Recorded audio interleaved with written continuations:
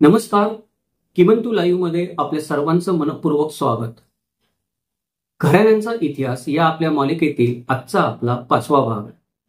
या भागामध्ये आपण जाणून घेणार आहोत घराण्यांच्या इतिहास संशोधनातील समस्या.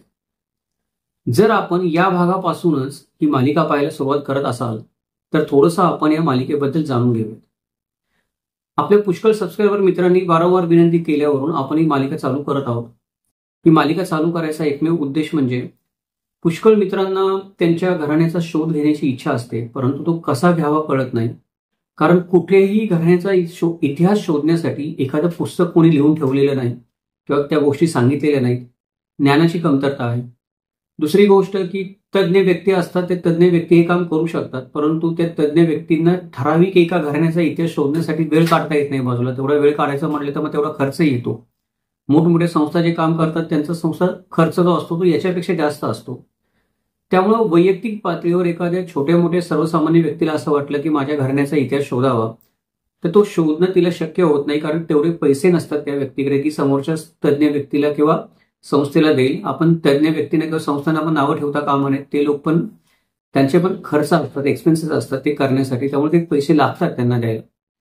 पण सर्वसामान्य माणसाकडे ते पैसे नसतात. मग अशा वेळेला सर्वसामान्य माणसाने काय करावं, याच्यासाठी आपण ही मालिका चालू केली. आपल्या मालिकेचं उद्दिष्टच हे आहे की सर्वसामान्य माणसाला किमान घराण्याचा इतिहास शोधायचा असेल तर कोणत्या दिशेला शोधावा, त्याच्यासाठी काय काय करावं लागतं, कुठल्या गोष्टींची गरज असते, घराण्याचा इतिहास म्हणजे काय, कुठल्या अडचणी येऊ शकतात, काही धक्कादायक गोष्टी आपल्या समोर येऊ शकतात, तर त्या सगळ्या गोष्टी आपण काय करणार आहोत या मालिकेमध्ये समजून घेणार आहोत. ज्याच्यामुळे आपल्याला किमान या गोष्टीचा अंदाज तरी येईल की मला माझ्या घराण्याचा इतिहास शोधायचा आहे, म्हणजे नक्की काय शोधायचंय, कुठे शोधायचंय, कसं शोधायचं आणि त्याला किती वेळ लागू शकतो. या मालिकेतल्या पहिल्या भागामध्ये आपण जाणून घेतलं घराण्याचा इतिहास म्हणजे काय. दुसऱ्या भागामध्ये आपण जाणून घेतलं की लोक घराण्याचा इतिहास शोधतात का, ती काय कारण आहे ज्याच्यामुळे लोकांना घराण्याचा इतिहास शोधावासा वाटतो. तिसऱ्या भागामध्ये आपण जाणून घेतलं घराण्याचा इतिहास कसा शोधायचा. आणि चौथ्या भागामध्ये आपण जाणून घेतलं की या घराण्याचा इतिहास कोणाकडे शोधायचा. ठीक आहे, मला माझा घराण्याचा इतिहास शोधण्याचं काम दुसऱ्या कोणाला द्यायचं नाही, मलाच इतिहास शोधायचा आहे, पण मी कोणाकडे जाऊ माहिती गोळा करायची हे तर मला माहित असलं पाहिजे. ही गोष्ट आपण चौथ्या भागामध्ये पाहिली. आणि आजचा आपला 5वा भाग आहे. याच्यामध्ये आपण काही महत्वपूर्ण गोष्टी पाहणार. म्हणजे तुम्हाला घराण्याचा इतिहास कळला, कसं शोधायचं कळलं, का शोधायचं कळलं, कोणाकडे शोधायचं कळलं, तरी पण आपल्याला काही समस्या या घराण्याचा इतिहास शोधण्यामध्ये येतातच. या सर्वसामान्य समस्या आहेत, तशा भरपूर समस्या आहेत, लहान मोठ्या पकडल्या जातात. पण यातल्या ज्या 50 महत्वाच्या समस्या आहेत की ज्यांना आपल्याला तोंड द्यावं लागतंच. तुम्ही वैयक्तिकरित्या हा इतिहास शोधा किंवा एखाद्या तज्ज्ञ व्यक्तीने जरी इतिहास शोधला तर सर्वांना या समस्यांना तोंड द्यावं लागतं. जर या समस्या आपल्याला आधीच माहिती असतील तर आपण काहीतरी विचार करून ठेवू शकतो या समस्या सोडवण्यासाठी. म्हणून आपण या आजच्या आपल्या भागामध्ये घराण्याच्या इतिहासाचा शोध घेण्यामध्ये जे आपल्याला अडचणी निर्माण होतात, समस्या निर्माण होतात आणि त्याचे काही तोटे पण होतात. म्हणजे घराण्याचा इतिहास शोधल्याने आपण दरवेळेला फायद्यातच राहतो असं नाही, काही ना काही तोटा पण असतो त्याच्यामध्ये. तर हे जे थोडेफार आहेत तोटे आणि त्यातल्या महत्वाच्या अडचणी त्या आपण आजच्या भागामध्ये पाहणार आहोत. चला तर मग विषयाला सुरुवात करूयात. नमस्कार, माझं नाव किमंतू ओंबळे सरकार आणि आपण पाहतात किमंतू लाईव्ह युट्यूब चॅनल. तर पहिली जी समस्या निर्माण होते घराण्याचा इतिहास शोधताना ती असते असत्य माहिती. म्हणजे बऱ्याचदा घराण्याच्या इतिहासात मिळालेली माहिती अनेकदा चुकीचीच असते. ती माहिती चाळून कशी घ्यावी आपल्याला कळत नाही, कारण घराण्यांचा इतिहास हा काही पुराव्याने कोणी लिहिलेला नसतो. त्याच्यामध्ये असंख्य लोककथा, दंतकथा, आख्यायिका, लोकांनी स्वतःच्या मनगडंत घडवलेल्या गोष्टी, स्वप्नातल्या गोष्टी, लोकांच्या एखाद्याला वाटतं म्हणून त्यांनी 2 गोष्टी ऍड केलेल्या असतात. त्याच्यामुळे पुष्कळ माहिती असं धरून आपण चालू की तुम्हाला घराण्याचा इतिहास शोधताना जी माहिती मिळते त्यातली जवळपास 70% माहिती ही असत्यच असते. सत्याचा तिच्याशी दूरदूरपर्यंत संबंध नसतो, पण ती माहिती असत्य असते म्हणून आपण ती माहिती सोडून देऊ शकत नाही. त्या माहितीमधून आपल्याला सत्य शोधून काढावं लागतं. तर घराण्याचा इतिहास शोधताना सर्वात आधी समोर येणारी समस्या म्हणजे आपल्या समोर येणारी मोठ्या प्रमाणात असत्य माहिती, तिची आपल्याला चाळणी लावून त्याच्यामधून सत्य बाहेर काढता आलं पाहिजे. दुसरी जी मोठी समस्या निर्माण होते ती म्हणजे घराण्यांमधील वाद. बऱ्याचदा काय असतं की स्वतःच्या घराण्याबद्दलच घराण्यातल्या लोकांमध्येच वाद असतात. एखादं मोठं घराणं असतं, त्याच्या अनेक ब्रँचेस असतात, शाखा असतात, त्या मोठ्या महाराष्ट्राच्या बाहेर पण पसरलेल्या असतात. पण आपण नेमके कोण आहोत किंवा आपण स्वतःला काय म्हणून घ्यायचं, मूळचं कोण आहोत, याच्यामध्ये घराण्यातल्या वेगवेगळ्या शाखांमध्येच मोठमोठे वाद असतात. किंवा कोण खरा वारसदार आहे, आपण म्हणतो की थेट वारसदार कोण, याच्यामध्ये पण भरपूर वाद असतात. त्याच्यामुळे ही मतं भिन्न भिन्न असल्यामुळे शोधणारा माणूस पण कधी कधी चक्रावून जातो किंवा त्याला कळत नाही की नक्की काय आहे. आणि वेगळी वेगळी मतं आल्यामुळं घराण्याचा इतिहास शोधताना घराण्यामध्येच वाद निर्माण होतात. आणि हे वाद निर्माण झाले की मग सत्य शोधणं अवघड होऊन जातं. इतिहासकाराला या सगळ्या गोष्टींमधून मार्ग काढायचा असतो, या वादांमधून मार्ग काढून त्याला सत्यापर्यंत पोहोचायचं असतं. त्याच्यामुळे घराण्यातील वाद हे लक्षात ठेवा, आधी जरी नसतील तरी तुम्ही इतिहास शोधायला सुरुवात केल्यानंतर आपोआप घराण्यामध्ये वाद निर्माण होतात. कारण अनेक गोष्टी समोर येतात ज्या याच्या आधी झाकल्या गेलेल्या असतात अज्ञानाखाली, त्या समोर आल्यानंतर वादाला सुरुवात होते. तर तुम्हाला जर तुम्ही वैयक्तिकरित्या घराण्याचा इतिहास शोधत असाल तर या गोष्टीची काळजी घेतली पाहिजे. तुम्ही तुमच्या घरामध्ये वादाला कारणीभूत होऊ शकता, ते वाद मिटवता आले पाहिजे. ताकद असेल तर शोधायला सुरुवात करा, नाहीतर घराण्यामध्ये आपण म्हणू शकतो दुहीची बेइज्जत पेरली जाऊ शकतात. तिसरी गोष्ट आहे, समस्या आहे सर्वात अवघड, ती म्हणजे जुन्या दस्तावेजांची कमतरता. तर जुने दस्तावेज जे आहेत ते एवढे अवघड असतात समजायला, त्याच्यामध्ये भाषा शुद्धता नसते, वाचण्यासाठी कठीण असतात, वाचण्याची कठीणता असते, किंवा विशिष्ट स्थानिक संदर्भ आपण जे म्हणतो ते विशिष्ट स्थानिक संदर्भ त्याच्यामध्ये लिहिलेलेच नसतात. जे काही लिहिलेलं असतं ते मोडी लिपीमध्ये लिहिलंय, दुसऱ्या कुठल्या भाषेमध्ये लिहिलंय, ती पण अक्षरं पुसट झाली आहेत, कागद फाटक चाललेला आहे आणि लिहिणाऱ्याने फक्त त्याला मनाला येईल ते लिहिलेलं आहे. त्याच्यामध्ये त्याचा कुठला संदर्भ नाही, आवेग पिछा नाही, काय नाही, तेही अवघड भाषेमध्ये, कधी कधी कोड्यांच्या स्वरूपामध्ये, आणि सहजासहजी वाचता येणार नाही अशा स्वरूपामध्ये असतं. शिलालेख असतात ते शिलालेख धुसर झालेले असतात, पत्र असतात ती पत्र दुर्मिळ झालेली असतात, त्यांच्या जेवढं एज जास्त असतं, पत्रांचं वय जास्त असतं, त्यामुळे या अवघड दस्तावेजांमधून माहिती काढणं हे संशोधकासमोरचं सगळ्यात मोठं आव्हान असतं. तर या दस्तावेजांच्या मधून कशा पद्धतीने माहिती शोधावी त्याच्यावर आपण एक वेगळी मालिकाच बनवली आहे की कागदपत्रांचा अभ्यास कसा करावा.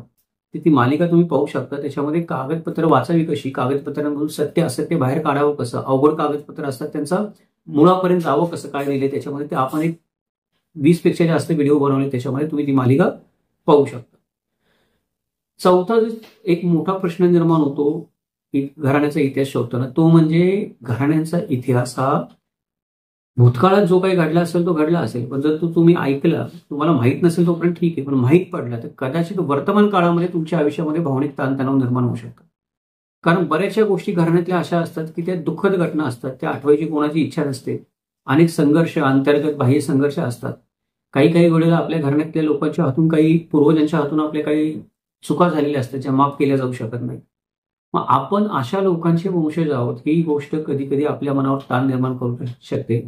त्यामुळे आपण काय केलं पाहिजे की या गोष्टीची पण मनाची तयारी ठेवली पाहिजे की मी आता समुद्र मंथन करतोय, अमृतच निघेल असं नाही, अमृताच्या आधी नेहमी विषच निघतं, हे लक्षात ठेवलं पाहिजे. ते विष प्यायची पचवायची आपली तयारी पाहिजे, अन्यथा आपण स्वतः डिप्रेशनमध्ये जाऊ शकतो आणि आपल्याबरोबर घरादारातले इतर लोक पण डिप्रेशनमध्ये जाऊ शकतात. ही एक फार मोठी समस्या आहे. पाचवी समस्या आहे ती म्हणजे घराण्यातील काही गुप्ततेची धोरणं असतात. म्हणजे काही घराण्यामध्ये काही लोक काय असतात की त्यांनी नियमच बनवलेला असतो की इतिहासाबद्दल काही बोलायचं नाही, किंवा काही घराण्यांमध्ये अंधश्रद्धा असते की आपल्या घराची माहिती कोणाला द्यायची नाही. एखादा माणूस, मला स्वतःला पण वैयक्तिक अनुभव, मी नाव घेत नाही आता, मला भरपूर गावांमध्ये जातो मी, इतिहासकार किंवा कोणी अभ्यासक आला म्हटलं की लोक लगेच स्वतःला आकर्षून घेतात, कागदपत्र दाखवायची सोडा, बोलायला पण तयार होत नाही. ही घराण्यांची जी काही काही घराण्यांमध्ये लोकांमध्ये मनामध्ये बसलेली भीती आहे, ती भीती जोपर्यंत तुम्ही अभ्यासक म्हणून दूर करू शकत नाही, त्यांना बोलतं करत नाही, तोपर्यंत तुम्ही सत्य शोधू शकत नाही. त्यामुळे ही एक मोठी समस्या आहे. इथे तुमचं व्यक्तिमत्व कसं आहे त्याच्यावर बऱ्याच गोष्टी डिपेंड असतात. एखाद्या माणसाचं व्यक्तिमत्व हसरं असतं, संयमी असतं, आणि बोलायला आपण शिवाजी महाराजांसारखं म्हणतो की छत्रपती शिवाजी महाराजांचं बोलणं काय असतं, तसं जर बोलणं असेल तरच तुम्ही समोरच्या माणसाला बोलायला तयार करू शकता. नाहीतर समोरचा माणूस तुम्ही काही केल्या बोलत नाही आणि ती माहिती तुम्हाला सापडत नाही, तुमच्या घराण्याचा इतिहास तुम्हाला मिळत नाही. सहावी जी समस्या असते ती म्हणजे अवास्तव अपेक्षा. कधी कधी काय असतं की माणसांच्या स्वतःकडून, स्वतःच्या घराण्याकडून फार अवास्तव अपेक्षा असतात. एखाद्याला वाटतं की मी बाजीराव आहे, मग माझे पूर्वज असतील तर त्यांनी बाजीरावासारखीच तलवार गाजवली असली पाहिजे, मला स्वतःला गावामध्ये बाजीराव म्हणून मान भेटला पाहिजे. ती मराठीमध्ये एक म्हण आहे, घरात नाही दान आणि मला बाजीराव म्हणा. ती म्हण वेगळ्या अर्थाने आहे, पण मला बाजीराव म्हणा हे प्रत्येकाला वाटत असतं आणि माझ्या पूर्वजांनी पण बाजीरावच असलं पाहिजे तर मी समाजामध्ये छातीवर करून चालेल, कारण बाकीचे सगळे माझे मित्र चालतात. ही गोष्ट खरं देशमुख फॅमिलीमध्ये जास्त होते. देशमुख, देशपांडे, देसाई, वतनदार कोणी असतील तर, छोटे मोठे पाटील वगैरे असतील तर बाकीच्या लोकांना मान मिळतो कारण त्यांचा इतिहास समोर आला. माझ्या घराण्याचा इतिहासच समोर येत नाही, मी देशमुख आहे का नाही तेच मला कळत नाही. माझी स्वतःकडनं पण अपेक्षा असते की मला देशमुख म्हणलं जावं, माझ्या पूर्वजांकडनं पण अपेक्षा असते त्यांनी काहीतरी मोठं केलेलं असलं पाहिजे. पण कुठेतरी माझ्या पूर्वजांचा एखादाच उल्लेख मला सापडतो तुटपुंजा, एखाद्या बकरीमध्ये नाहीतर एखाद्या पत्रामध्ये, आणि तो पण काही लढाईशी संबंधित नसतो की फार मोठा पराक्रम गाजवलाय म्हणून त्यांना मेडल वगैरे मिळाले, अशा प्रकारचा काही उल्लेख नसतो. मग मला काय होतं, माझं भ्रमनिरास होतं. या अवास्तव अपेक्षा बाळगणं स्वतःकडून आणि आपल्या घराण्याकडून बंद केलं पाहिजे. आपण आपल्या घराण्याचा इतिहास शोधताना जो जसा काय आहे तसा इतिहास स्वीकारण्याची आपली तयारी असली पाहिजे, नाहीतर कधी इतिहास आपल्याला सत्य स्वरूपामध्ये सापडणार नाही. 7वा जो एक मुद्दा आहे महत्वाचा, तो म्हणजे गैरसमज. आपले स्वतःबद्दल गैरसमज असतात, आपल्या पूर्वजांबद्दल गैरसमज असतात, आपल्या स्वतःच्या जीवनशैलीबद्दल गैरसमज असतात, पूर्वजांच्या जीवनशैलीबद्दल गैरसमज असतात. आणि नंतरच्या काळामध्ये काय होतं की जर तो गैरसमजाचा फुगा फुटला, मागच्या आपण मुद्दा घेतला जसं की मला वाटतं की माझे जे पूर्वज होते ते फार कोणतरी मोठे सेनापती वगैरे होते, मग नंतर कळतं नाही यार ते तर बारगीर होते, काही त्यांनी सेनापती वगैरे नव्हते कोणी. मग हे गैरसमज जे स्वतःबद्दल आपण पाळून असतो ते गैरसमज काय करतात, इतिहास संशोधनाच्या आड येतात. इतिहास संशोधन होऊ देत नाहीत किंवा सत्य पण आपल्याला पोहोचू देत नाही. आणि त्याच्या उलटं पण होतं की तुम्ही इतिहास संशोधन करता आणि तुमच्या मनात नसलेले गैरसमज तुमच्याबद्दल तयार होतात. आधी तुम्हाला वाटत असतं तुम्ही काहीतरी वेगळेच आहात आणि नंतर कळतं की मी काहीतरी वेगळाच आहे. ते आपल्याला स्वीकारता येत नाही. आपण आपल्या पद्धतीने काहीतरी त्याचा निष्कर्ष उत्कर्ष करायला बघतो आणि त्याच्यामुळे काय होतं, नवीन गैरसमज तयार होतो. इतिहास संशोधन हे गैरसमज टाळण्याचं किंवा असलेल्या गैरसमजांचं निराकरण करण्याचं शास्त्र आहे, गैरसमज वाढवण्याचं शास्त्र नाही. तर ही क्वालिटी आपल्यामध्ये असली पाहिजे इतिहास संशोधन करताना की जरी काही गैरसमज निर्माण झाले तरी आपण ते त्याचं निराकरण करू शकू. पण जर आपण ते गैरसमज निर्माण करून सोडून दिले तर आपण समाजामध्ये थोडंसं भेदभाव निर्माण करायला कारणीभूत होऊ शकतो. ही एक मोठी समस्या आहे. 8वी समस्या आहे ती म्हणजे इतिहास संशोधन करताना आपल्याला अनेक स्त्रोतांचा वापर करावा लागतो माहिती शोधण्यासाठी. आणि हे जे सगळे स्त्रोत आहेत, स्त्रोत तर असंख्य भेटतात आपल्याला. म्हणजे मी एखाद्या घराण्याचा इतिहास शोधायला लागलो तर मला भरपूर माहिती भेटते. या पुस्तकामध्ये भेटली, त्या पुस्तकामध्ये भेटली, या पत्रात भेटली, तो म्हणला, तो शिलालेख सापडला, अजून कोणीतरी 10 पुस्तकं त्याच्यावर लिहिलेली असतात, त्यांनी 10 संदर्भ दिलेले असतात. अशा प्रकारे काय होतं की माहिती भरपूर गोळा होते, भरपूर स्त्रोतांतून, पण त्याची विश्वसनीयता ठरवता येईल. कुठला स्त्रोत विश्वसनीय आहे, कुठलं पुस्तक विश्वसनीय आहे, कुठली व्यक्ती विश्वसनीय ते पुस्तक लिहिणारी, हे आपल्याला ठरवता आलं पाहिजे. पुष्कळ वेळा संबंधित पुरावे उपलब्ध नसल्याने काही काही स्त्रोत विश्वसनीय जरी असले तरी विश्वसनीय असल्याचा पुरावा नसल्यामुळे सोडून द्यावे लागतात आणि त्यामुळं काही माहिती आपल्या इतिहासातून घराण्याच्या वगळावी लागते. तर हे आपण करायची तयारी ठेवली पाहिजे की जर मला पुरावा नाही मिळाला त्या स्त्रोताचा, तो विश्वसनीय कसा आहे, तर ती माहिती मी नाही सामील करणार माझ्या इतिहास संशोधनामध्ये.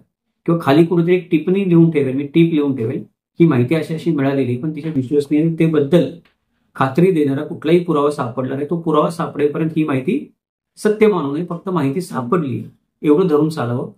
एवढा प्रामाणिकपणा आपण इतिहास संशोधनामध्ये दाखवला पाहिजे, नाहीतर आपणच चुकीचा इतिहास लिहिला असं ती गोष्ट होऊन जाते. 9वी जी समस्या आहे ती म्हणजे इतिहास संशोधनासाठी लागणारा वेळ. लोकांना असं वाटतं की आजकाल आपण टिकटॉकच्या जगामध्ये राहतो किंवा रील्सच्या जगामध्ये राहतो. 2 मिनिट 3 मिनिट म्हणजे आपल्या संयमाची परिसीमा असते. त्याच्या पलीकडे आपण कुठली गोष्ट सहन नाही करू शकत. जे काय झालं पाहिजे 3 मिनिटात झालं पाहिजे. 3 मिनिटामध्ये आपण म्हणतो 2 मिनिट मॅगी आपल्याला सवय लागलेली, 2 मिनिटामध्ये मॅगी होते, 2 मिनिटामध्ये सगळे प्रॉब्लेम सॉल्व्ह झाले पाहिजे. लोकांना असा भ्रम असतो की माझ्याकडे भरपूर पैसा आहे, मग 2 मिनिटामध्ये का सॉल्व्ह होत नाही. तर इतिहास संशोधन असं काम आहे की जे वर्षानुवर्ष चालतं. किमान तुम्ही असं धरून चला की एखादा छोटा जरी मुद्दा असेल तर त्याची शहानिशा करायला संशोधनामध्ये 5-6 महिन्याचा कालावधी लागू शकतो. घराण्याच्या संबंधित एखादा मुद्दा असतो त्याचा. मग सगळ्याच घराण्याचा इतिहास जर 600 वर्षाचा शोधायचा म्हटलं तर किती वेळ लागेल? कधी कधी 2-2 वर्ष, 3-3 वर्ष, 5 वर्ष पण लागतात. कारण थांबून राहावं लागतं एखादी माहिती येईपर्यंत, गोळा होईपर्यंत, समजेपर्यंत. आपण पुढे नाही जाऊ शकत. त्याच्यामुळे हे इतिहास संशोधन जे आहे ते इतिहास संशोधनामध्ये वेळ फार लागतो.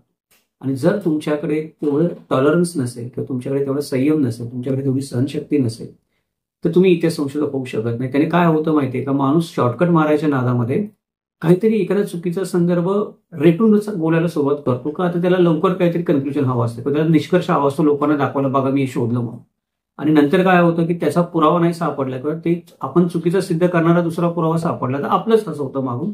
पण आजकाल कोणाला तेवढं काही पडलेलं नाही. आज मी एखादं मला पत्र सापडलं तर एका पत्रावर मी लगेच 10 पानांचं पुस्तक लिहितो किंवा 100 काही काही लोकांना एक नवीन ओळ सापडते कुठतरी तिच्यावरती 100 पानांचं पुस्तक लिहितात. त्यांना या गोष्टीची भीती नसते की उद्या ते खोटं सिद्ध झालं तर काय. आत्ता मला प्रतिष्ठा मिळते ना, 10 वर्षांनी खोटं सिद्ध झालं, 10 वर्षांनी कोणी बघितले तर आज मला हार तुरे मिळत आहेत. ही गोष्ट जी आहे ना, ही लक्षात ठेवा की ही वेळखाऊ काम आहे, प्रचंड वेळखाऊ काम आहे. जर तुमची तेवढी वेळ देण्याची तयारी असेल तरच करा, नाहीतर अर्धवट काम केल्यानंतर तुम्हाला स्वतःला पण मनस्ताप होईल. कारण तुम्ही करताय करताय करताय, ते संपतच नाही, तुम्हाला कन्क्ल्युजनवर येतच येत नाही. वेळ आपल्याला असं वाटतं की आता संपेल, मग संपेल, मग संपेल, मग संपेल, संपतच नाही. काही ना काही शिल्लकच राहतं नेहमी. किती वेळ लागेल सांगू शकत नाही. 10वी जी समस्या आहे ती म्हणजे कायदेशीर अडचणी असतात. म्हणजे एखाद्या घराण्यामध्ये काय माहिती मिळायला कायदेशीर अडचणी असतात. मी एखाद्या घराण्याच्या इतिहासाचा शोध घेतो, पण त्या घराण्याची कागदपत्र मला मिळण्यासाठी कायदेशीर अडचणी असते, काही दुसरे नियम असतात. या कायदेशीर अडचणी दूर कशा कराव्यात ही एक मोठी समस्या असते. कारण कायद्यापुढे शानपण चालत नाही तुमचं, तुम्ही किती काही म्हणलं तरी पण कायद्याला कायद्यानेच उत्तर द्यावं लागतं. त्याची तुम्हाला तयारी करावी लागते. त्यामुळे कायदेशीर अडचणींना तोंड देण्याची पण तुमची तयारी असली पाहिजे. 11वा जो सर्वात महत्वाचा मुद्दा आहे तो म्हणजे ज्या गोष्टी दस्तावेजामध्ये लिहिलेल्या असतात त्यांचं जे वर्णन लिहिलेलं असतं ते वर्णन नेहमी अपूर्ण असतं. एखाद्या किल्ल्याचं वर्णन लिहिलं, पूर्ण वर्णन कधी तुम्हाला सापडेल. एखाद्या लढाईचं वर्णन लिहिलं, पूर्ण वर्णन तुम्हाला किल्ल्यामध्ये कधीच सापडणार नाही. त्या लढाईचं या एखाद्या बकरीमध्ये किंवा पुस्तकामध्ये पूर्ण वर्णन कधीच नाही सापडणार. किती लोक होते, काय झालं, एखादी छोटी मोठी घटना असेल, पूर्ण वर्णन कधीच नाही सापडणार. सगळ्यात महत्वाचा मुद्दा याच्यामध्ये काय आहे की तुम्हाला जर ही पूर्ण वर्णन सापडायची असतील, तुम्हाला महजर वाचावे लागते, कैफियती वाचावे लागतील, हकीकती वाचावे लागतील, करीने वाचावे लागतील. त्यात बऱ्यापैकी काही ना काहीतरी तुम्हाला मिळू शकेल. पण घटनांचं ऐतिहासिक पूर्ण वर्णन कुठंच मिळत नाही. मिळालं तरी त्या घटना अस्पष्ट असतात आणि कधी कधी आपल्या आपण वाचन केल्यानंतर त्यामध्ये स्पष्टता येण्याच्या ऐवजी अजून त्या गोष्टी धुसर होत जातात किंवा मनामध्ये अजून शंका निर्माण करणाऱ्या होतात. त्यामुळे आपण काय केलं पाहिजे की आपल्यामध्ये मेंदूला आपली सवय असली पाहिजे की ज्या गोष्टी मला अस्पष्ट दिसतात त्यातून मी स्पष्टता निर्माण करेन. कसं करायचं, ते कागदपत्र कशी वाचावी म्हणून आपण मालिका बनवली मागाशी, त्याच्यामधून आपण शिकू शकतो. 12वा मुद्दा आहे तो 12वा मुद्दा म्हणजे काय होतं की काही काही घराण्याचे काही मूल्य असतात पारंपरिक. म्हणजे एखादं घर असतं ते म्हणतं आम्ही शूरवीरांचं घर आहे आमचं, एखादं म्हणतो की आम्ही वारकरी संप्रदायाशी संबंधित आमची मूल्य आहेत. आता समजा त्या घराण्याचा इतिहास शोधायला मी सुरुवात केली, असं कळलं की जे शूरवीरांचं घर आहे त्यातले 4 जण तर पळूनच गेले होते युद्धावरून, 2 जर गद्दार झाले वचनासाठी. आता मग काय करावं, असं काय सापडलं तर एखादा माणूस म्हणतो मी वारकरी संप्रदायामधला आहे, त्याच्या पूर्वजांनी काहीतरी मोठा गुन्हा केलेला असतो की त्यानेच देवळामध्ये चोरी केलेली असते, असं जर काही इतिहास निघाला तर मग काय करायचं. त्यामुळे गडबड काय होते की तुम्ही इतिहास शोधायला जाल आणि तुमचं जी पारिवारिक मूल्य आजची आहेत ती मूल्य तुमच्या पूर्वजांच्या मूल्याशी नाही जुळली तुमच्या इतिहास संशोधनानंतर, तर तुम्हाला एक तर त्या पूर्वजांशी संबंध सोडावा लागतो किंवा त्या पारिवारिक मूल्यांशी संबंध सोडावा लागतो. तुम्हाला वेगळंच व्हावं लागतं. तुम्हाला ही भूमिका घ्यावी लागते की ते आमच्या पूर्वजांनी केलं असेल ते केलं असेल, आम्ही त्याच्यामध्ये नाही, ते आमची मूल्य नाहीत. मग एवढी वर्ष जे तुम्ही मूल्य पाळत होता त्या मूल्यांना बाधा येऊ शकते. ही पण गोष्ट लक्षात ठेवा, ही मोठी समस्या आहे. कधी कधी काय होतं की तुम्ही वैयक्तिक इतिहास शोधत असाल तर तुमच्या मनाला धक्का बसतो आणि जर तुम्ही एखादा प्रामाणिक माणूस ठेवला असेल इतिहास शोधायला, तो प्रामाणिकपणे तुम्हाला सांगतो तर त्याच्याबरोबर पण तुमचे संबंध खराब होतात, गडबड होते. ही पारिवारिक मूल्यांची समस्या नेहमी निर्माण होते इतिहास संशोधन करताना, आपल्या लक्षात असलं पाहिजे. 13वी जी मोठी समस्या आहे ती म्हणजे भाषेच्या अडचणी. तुम्हाला जर इतिहास संशोधन करायचं असेल किंवा महाराष्ट्रामध्ये करायचं असेल तर 4-5 तरी भाषा आल्याच पाहिजे. तुम्हाला संस्कृत आली पाहिजे, तुम्हाला प्राकृत आली पाहिजे, तुम्हाला मराठी आली पाहिजे, तुम्हाला जुनी मराठी आली पाहिजे, त्यातही अर्धमागधी मराठी आली पाहिजे, प्राकृत मराठी आली पाहिजे. त्याचबरोबर तुम्हाला कन्नड भाषा आली पाहिजे, जुनी कन्नड भाषा आली पाहिजे, तुळू भाषा आली पाहिजे. या सगळ्या काही भाषा आहेत, थोडीशीच नावं घेतली मी, अजून भरपूर आहेत. पण या भाषांचं तुम्हाला तोडकं मूर्ख का होईना, अजून काही परकीय भाषा राहिल्या म्हणजे फारसी भाषा राहिली किंवा तुर्की भाषा राहिली याच्यामध्ये. त्याच्यानंतर आपण दक्कनी हिंदी म्हणतो जी बहमनी कालखंडामध्ये चालू होती, या भाषा राहिल्या. अशा भरपूर भाषा आहेत. या भाषांची तुम्हाला किमान तोंड ओळख तरी असली पाहिजे. भले ते पत्र नाही वाचता आलं तरी पण तोंड ओळख पाहिजे. ते पत्रामध्ये काय लिहिले मला नाही कळलं तरी ते पत्र वाचता आलं पाहिजे त्या भाषेमध्ये. मग ह्या भाषेच्या अडचणी फार आहेत. भाषांमधून भाषांतर करताना किंवा लिप्यांतर करताना अर्थाचे अनर्थ होतात. काही वेळेला काही लोक ते जाणून बुजून करतात, ते आपल्याला शोधता आले पाहिजे. त्यामुळे भाषा आपल्याला कळलीच पाहिजे. भाषा ही इतिहास संशोधनामधली मोठी अडचण आहे. कोणी म्हणेल की मला भाषांची काही पडलेलं नाही, मी चाललंय माझं चांगलं चाललंय, ते लोकांनी भाषांतरित करून पत्र लिहिलेले आहेत, लिप्यांतर करून छापलेले आहेत, ती वाचून मी करेल. तसं नाही. त्यांनी जरी केलं असेल काही भाषांतर किंवा लिप्यांतर तरी आपण आपल्या नजरेने त्याकडे परत एकदा बघितलं पाहिजे, ते पत्र मुळातनं वाचलं पाहिजे. मी ज्यावेळेला इतिहास संशोधन करतो त्यावेळेला मला कळतं की अगदी मोठमोठ्या संस्थांनी छापलेली पत्र आहेत, त्याच्यामध्ये पण काही अर्थाचे अनर्थ झालेले आहेत. कारण त्यांना तितकंसं भाषेचं ज्ञान नव्हतं. कधी पत्राचं ते लिप्यांतर भाषांतर करणारी जी व्यक्ती होती तिचा जो दृष्टिकोन आहे त्या दृष्टिकोनाने तिने त्या पत्राकडे बघितलं, पण वस्तुस्थिती वेगळी होती. त्या व्यक्तीला पण दोष नाही देऊ शकत आपण. त्या काळामध्ये जी परिस्थिती होती त्या पद्धतीने त्याने ते काम केलेलं असतं त्याचं, पण अर्थाचा अनर्थ झालेला असतो. त्यामुळे भाषा ही आपल्याला आलीच पाहिजे. 14वी समस्या आहे ती म्हणजे सामाजिक दडपण आपण ज्याला म्हणतो, की घराण्यांचा इतिहास शोधताना सगळी माहिती आपण कधी कधी उजेडात नाही आणू शकत, तेवढं आपण धाडस नाही दाखवू शकत. कारण समाजाचं दडपण फार असतं, समाजामधली शांतता किंवा सलोखा बिघडण्याची शक्यता असते.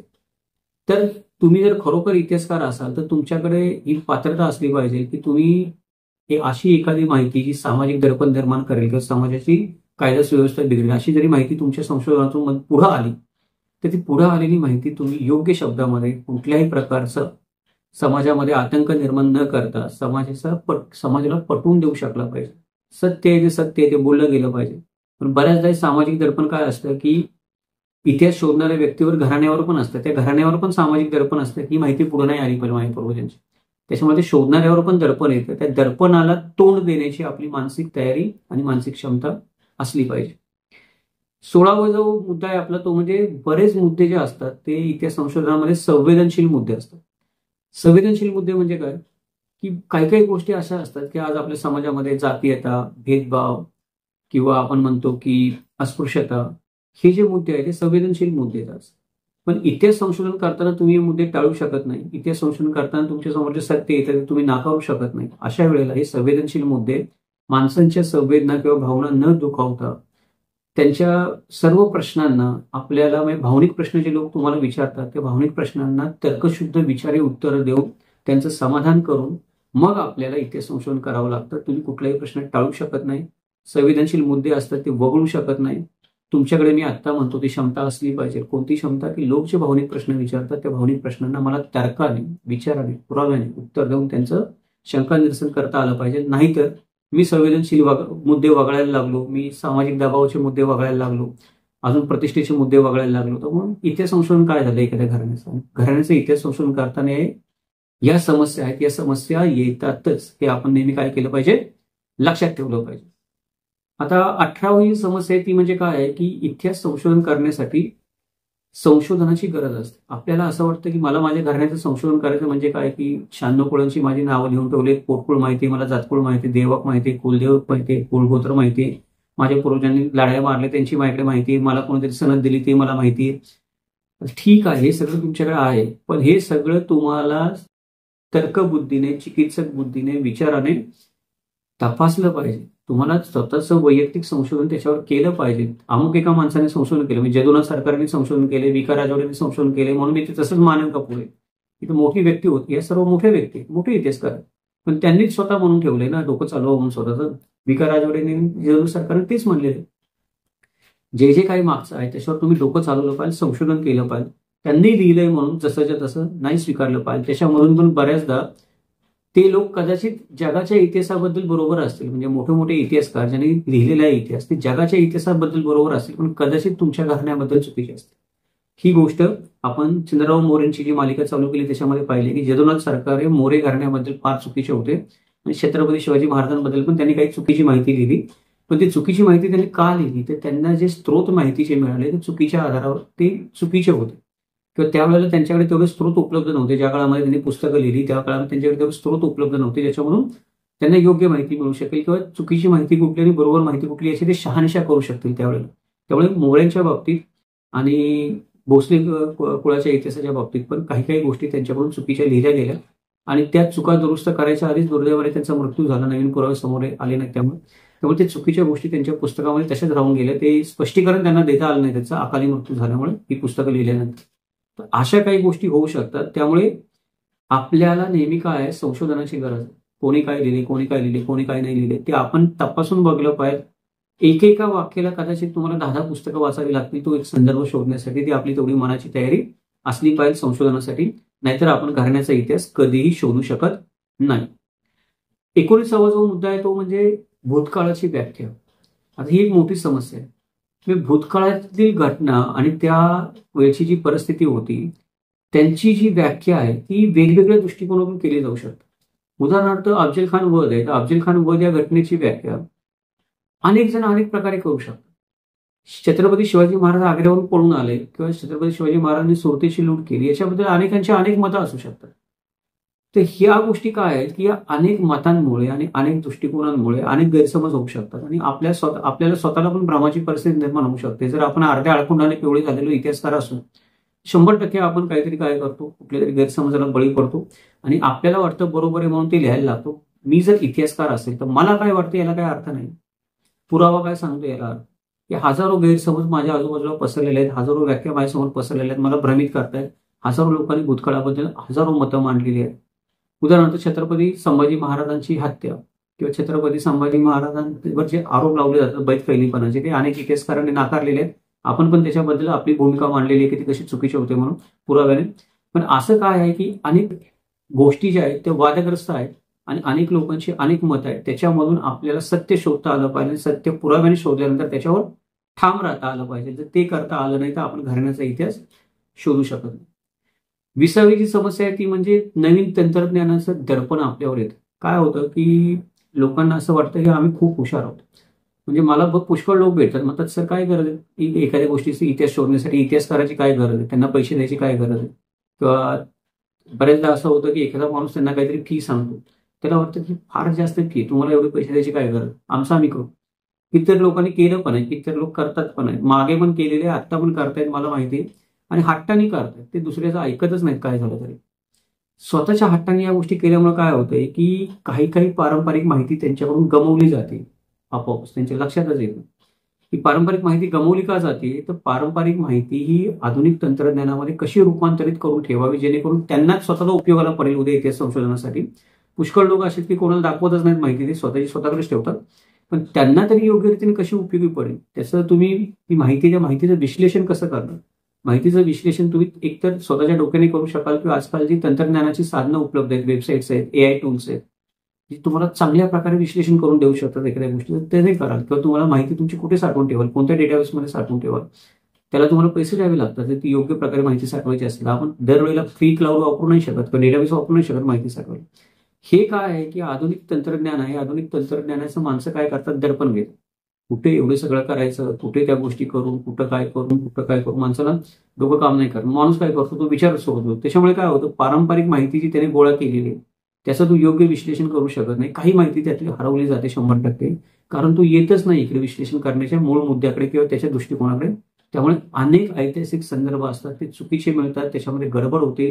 हे लोक जे काही करतात, लिहितात, त्याच्यामध्ये अविश्वसनीयता निर्माण होते त्यांच्या गोष्टीमध्ये आणि त्याचं त्यांच्याकडे काही एक उत्तर नसतं. त्याचं कारण हे आहे की त्या माहितीची व्याख्या आपण म्हणतो किंवा माहितीची जी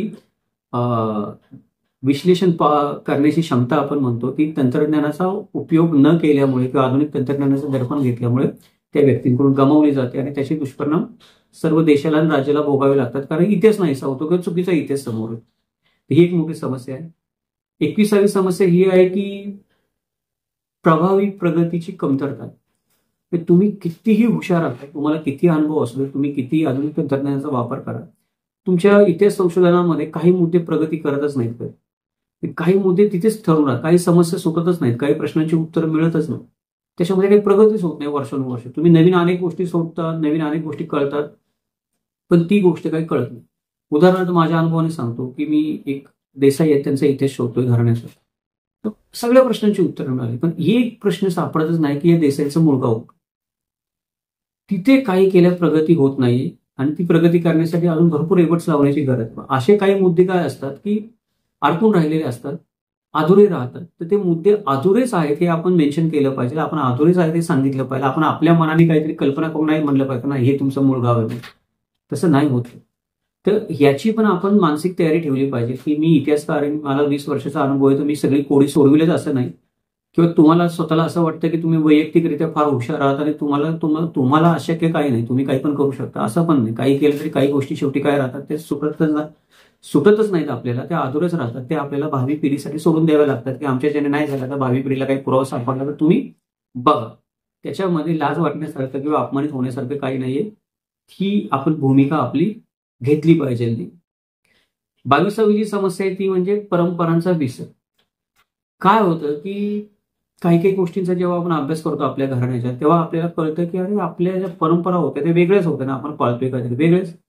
आपल्याला काही आपल्या विस्मृतीमध्ये गेलेल्या किंवा विस्मरण झालेल्या परंपरांचं ज्ञान होतं, जे चांगले असतात. आणि काही आपल्या परंपरा ज्या खरोखर विस्मृतीतच राहिल्या ते चांगलं असतं, त्या पण आपल्यासमोर येतात. त्याच्यामुळे एक नवीन परंपरा आपली आजपासून पुढे निर्माण होऊ शकते. कौटुंबिक परंपरा ज्याला आपण म्हणतो, प्रथा परंपरा. कारण आपल्याला ज्ञान झालेलं आहे. चांगल्या परंपरा आपण घेऊ, वाईट परंपरा सोडून देऊ आणि आत्ताच्या आपल्या परंपरा आपण पाळतोय त्याच्यामध्ये काहीतरी बदल करू. तर बदल तुमच्या जीवनामध्ये निश्चित होणार. घराण्याचा इतिहास तुम्ही शोधला की तुमच्या जगण्याच्या परंपरामध्ये बदल निश्चित होणार. ते आपण काय केलं पाहिजे, लक्षात घेतलं पाहिजे. काही परंपरा विसरल्या जातील, काही जाणून बुजून आपल्याला विसरायला भाग पडतील, काही अज्ञातामधल्या असलेल्या नवीन परंपरा आपण चालू शकू ज्या आपल्याला खूप मान सन्मान देणाऱ्या वाटतात त्या.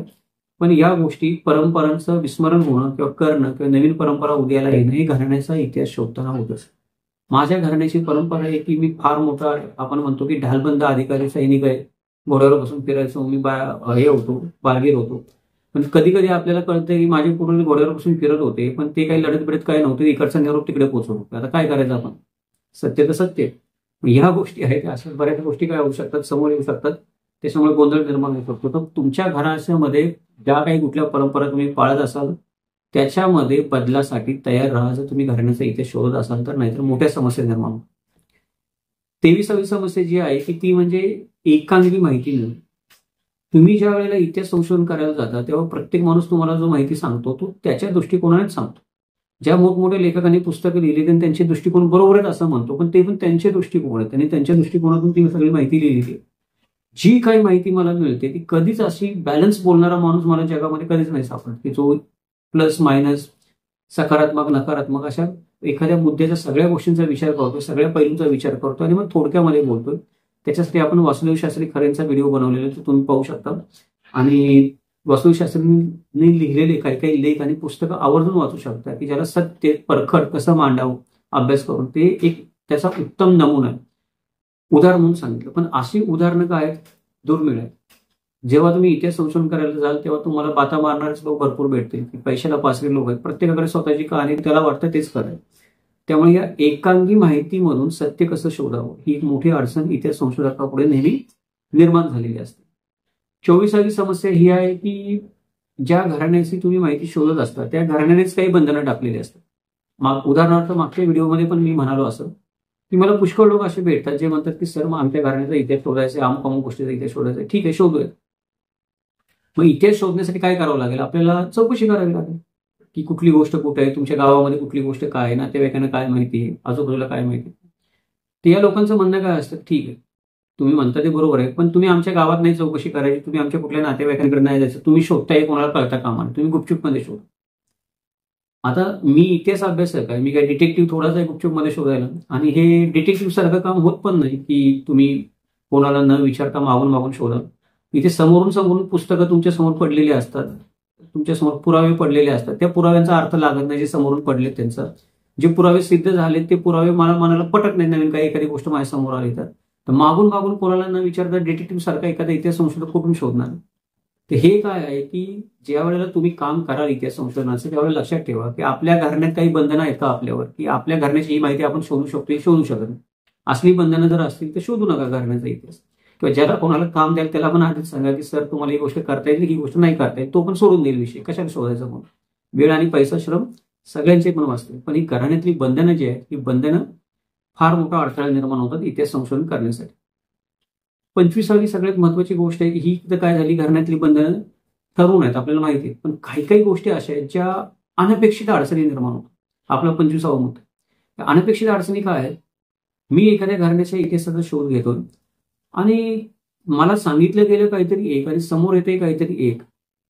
माणसं बोलतायत एक आणि करतायत दुसरंच. माणसं आणतायत, आम्ही तुम्हाला माहिती देतो, प्रत्यक्षात ती तुटपुंजी माहिती देत आहेत. त्यांना जी योग्य वाटते तेवढीच देत आहेत. त्यांना जी माहिती जशी द्यायची तशीच देत आहेत. असे अनेक मानवी स्वभावाच्या अडचणींचे नमुने समोर येतात आणि या गोष्टी तुम्ही काम करायला लागल्यावर तुमच्या समोर येतात. तुम्ही याच्याबद्दल आधी प्रिपेअर नाही होऊ शकत किंवा आधी तुम्ही तयारी नाही करू शकत की मी हा मुद्दा मी तयारी करेन मग ही अडचण माझ्यासमोर येणार नाही. एक तर अनुभवाने तुम्ही ते मुद्द्यांसाठी तयार होऊ शकता अनपेक्षित अडचणींसाठी. पण किती 20 वर्ष, मी आता 20-25 वर्ष हे काम करतो, मी तुम्हाला तेच सांगतो 20-25 वर्षाच्या अनुभवानंतर पण आजही माझ्यासमोर काही अनपेक्षित गोष्टी येतातच की ज्या 20-25 वर्षामध्ये कधी मी अनुभवलेल्या नाही. ते अनपेक्षित अडचणींना पण आपण काय केलं पाहिजे, तोंड द्यायला नेहमी तयार असलं पाहिजे.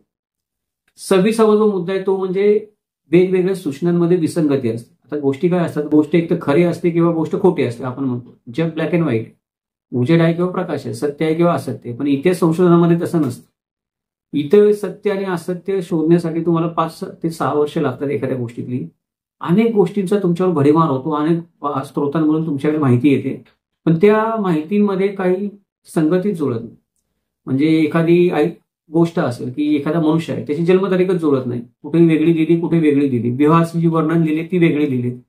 बहुतांश आपल्या मराठ्यांच्या इतिहासामध्ये मृत्यूच्या तारखाच योग्य नाहीत लोकांच्या, की जन्माच्या तारखा सापडतात कुठून मारून मुकून, पण मृत्यूची तारीखच त्याची जी अमक्याच तारखेला त्याचा मृत्यू झाला समजतच नाही. पण जर समजलं तर त्याच्यामध्ये अनेक स्त्रोत असतात, तर अनेक वेगळ्या वेगळ्या तारखा आलेल्या असतात. शोधायचं कसं, विसंगती दूर करायची कशी, ही पण आपल्यामध्ये काय असली पाहिजे, क्षमता असली पाहिजे, स्किल असलं पाहिजे, गुणवत्ता असली पाहिजे. विसंगत माहितीची आपल्याला सुसंगतपणे व्याख्या करता आली पाहिजे, त्यातून एक सुसंगतपणे आपल्याला सार बाहेर काढता आलं पाहिजे. कागदपत्रे कशी वाचावी आपली, मला याच्याबद्दल तुम्ही परत एकदा बघू शकता.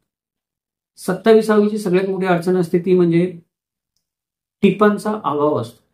उदाहरणार्थ आपण पाहिलं की आपण बकरीना फार म्हणू, पण बखर कारण त्या बकरीमध्ये जे जे काही लिहिले त्याच्या खाली काही त्याने टीप लिहून ठेवली का, की हे त्याने कुठल्या पुस्तकातून वाचलं, हे त्याला कोणी सांगितलं, याचा त्याकडे पुरावा काय आहे, किंवा एखादी घटना कोणीतरी लिहिलेली असते एखाद्या कैफियतीमध्ये, तर ती विश्लेषण केलेली नसते, फक्त लिहिलेली असते असं असं घडलं, पण का घडलं त्याची मागची पुढची काही पार्श्वभूमी माहीत नसते आपल्याला.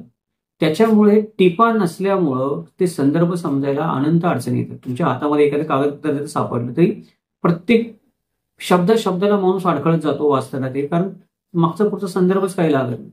तर ते संदर्भ शोधण्याची आपली क्षमता असली पाहिजे. आपल्याकडे आधीच हजारोनी संदर्भ ग्रंथांचा आपला अभ्यास असला पाहिजे, तर पटकन आपल्याला काहीतरी त्याच्यामध्ये संदर्भ लागू शकतो. इतिहासकार जे जुने आपण म्हणतो, ज्यांनी पुस्तकं लिहिलेली आहेत, बकरी लिहिलेले आहेत, किंवा जुने आपले पूर्वज म्हणतो आपण, त्यांनी काही टिपा लिहिलेल्या नाहीयेत कुठल्या पत्राच्या खाली. त्यांनी पत्र लिहिली किंवा काहीतरी कागदपत्र लिहिली, हेच आपलं नशीब. त्याच्यामुळे आपल्याला थोडंफार तरी काहीतरी समजतं. त्यांच्याकडनं टिपा लिहिण्याची आपण अपेक्षा पण ठेवू शकत नाही. त्यांनी टिपणं काढावी खाली म्हणून, ती आपल्यालाच काढावी लागतात आणि ती अभ्यासाने काढावी लागतात. ती पण आपल्यामध्ये गुणवत्ता असली पाहिजे. 28वी अडचण ही असते की पारंपरिक ज्ञानाची कमी. म्हणजे मी इतिहास शोधतोय आज, पण माझ्याकडे ज्ञान कुठले, माझं आजच्या काळातलं ज्ञान आहे ना. मी आजच्या काळातून इतिहासाकडे बघतो, पण मला जुन्या काळाचा जर माहिती घ्यायची असेल तर मला त्या काळामध्ये जाता आलं पाहिजे. त्या काळामध्ये उभं राहून मला त्या काळाच्या दृष्टिकोनातून आजूबाजूला बघितलं पाहिजे. त्याच्यासाठी मला काय पाहिजे, त्या काळातली पारंपरिक माहिती पाहिजे किंवा पारंपरिक ज्ञान पाहिजे. कोण शिकवणार मला 400 वर्षापूर्वी छत्रपती शिवाजी महाराजांच्या काळामध्ये कसा जाऊ मागे आणि कसा बघू. तो दृष्टिकोन आपल्यामध्ये निर्माण होण्यासाठी आपल्याला आपण फक्त आणि फक्त राजकीय इतिहास वाचन सोडून दिलं पाहिजे. जर मला छत्रपती शिवाजी महाराज कळायचे असतील तर मला काय करावं लागेल, मला शिवकाळाचं जे आहे ते सामाजिक, राजकीय, आर्थिक, धार्मिक, सांप्रदायिक सर्व प्रकारचं ज्ञान असलं पाहिजे. तर मला त्या काळात जग कसं होतं त्याची जाणीव होऊ शकते. याच्याबद्दल आपण शिवकाळ म्हणून एक सदर चालवले आहे. त्याच्यामध्ये आपण शिवकालीन परिस्थिती, शिवकालीन वतनदारी, शिवकालीन जातीय व्यवस्था, शिवकालीन न्याय व्यवस्था, प्रशासन व्यवस्था असे भरपूर भाग आहेत आणि जवळजवळ 200-300 व्हिडिओ होतील. ते हा मालिका आपण ती बनवण्याचंच कारण हे आहे की आपल्या समाजाला पारंपरिक ज्ञान हवं, पारंपरिक गोष्टी जुन्या काय होत्या त्या, म्हणजे आपल्याला अचूक आकलन होऊ शकेल की आपण त्या काळातली जी घटना शोधतोय तिचा नेमका मतितार्थ काय. जर मला फक्त मी आजच्या काळातून मागे बघतोय आणि मला आजच्या काळातली मराठी येते आणि मी भूतकाळाकडे बघतोय, तर मी काहीतरी हमखास चुकीचं लिहितो किंवा हमखास चुकीचा निष्कर्ष काढतो. तर ती शिवकाळ म्हणून जी मालिका आहे ती त्या मालिकेमध्ये शिवकाळ म्हणून सदर आहे. त्याच्यामुळे अनेक वेगळ्या मालिका आहेत, मालिकेमध्ये अनेक व्हिडिओ आहेत. तर ते सर्वांनी आपली जर इच्छा असेल आपल्याला सत्य शोधायचं तर जरूर बघावेत अशी माझी आपल्या सर्वांना विनंती आहे. त्याच्यामुळे ही पारंपरिक ज्ञानाची कमी भरून यायला मदत होईल आणि आपल्याला आपल्या घराण्याचा इतिहास चांगल्या प्रकारे शोधता येईल. 29वी जी अडचण येते ती अशी आहे की आपल्याला अर्थकारणाची जाणीव नसते.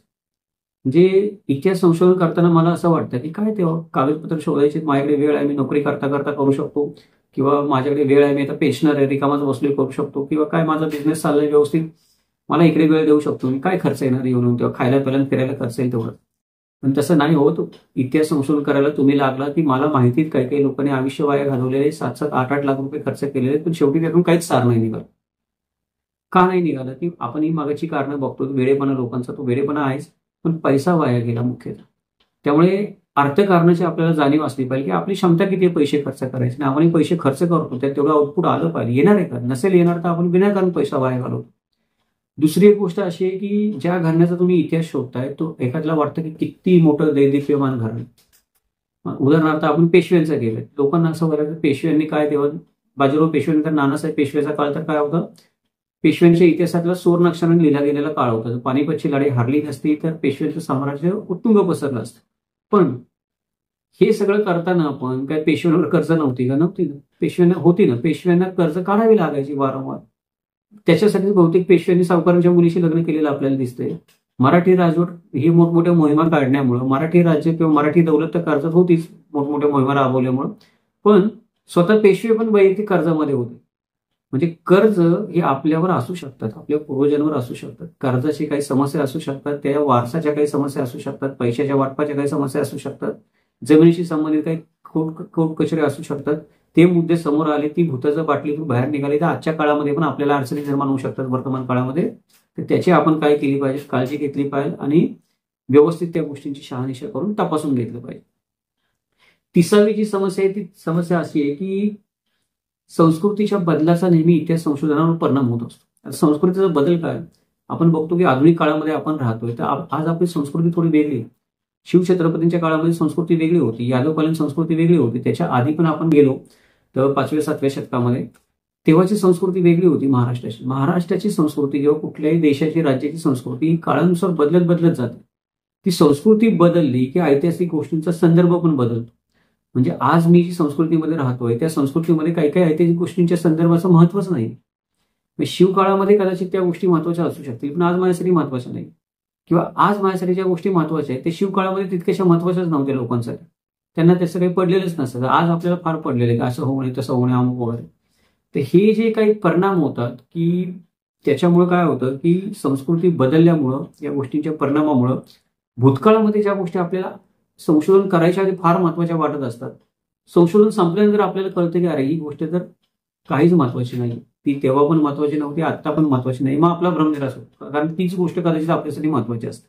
आणि त्याच गोष्टीला काही अर्थाने भूतकाळात आपल्या समोर आलं की मग काय होतं की भूतकाळाचं महत्व कमी व्हायला लागतं. भूतकाळाचं महत्व कमी झालं की माझं महत्व कमी होतं वैयक्तिक, कारण माझ्या पूर्वजांनी काहीच तलवार गाजवलेली नाही, माझं कुठंच नाव नाही, कुठेच इनामदार नाही, असं जर काही समोर आलं मला, किंवा जे काही आहे माझ्याकडे, एखादी बऱ्याच लोकांच्या बाबतीत असं होतं त्यांच्याकडे एखादं सनद कागदपत्र असतात, त्यांना वाटतं झालो आता मी बाजीराव झालो, माझं कागद सापडला मला, आता मी त्या माझा रथ लावायला मोकळा झालो. शिव जन्मोत्सवामध्ये किंवा गुढीपाडव्याला आमच्या घराण्याचा रथ लावायला मी मोकळा झालो, माझ्याकडे सनद सापडलं. संशोधनात ती कळतं की ती सनद तेव्हा काही महत्वाची होती ना, आता तर काहीच महत्वाची नाही.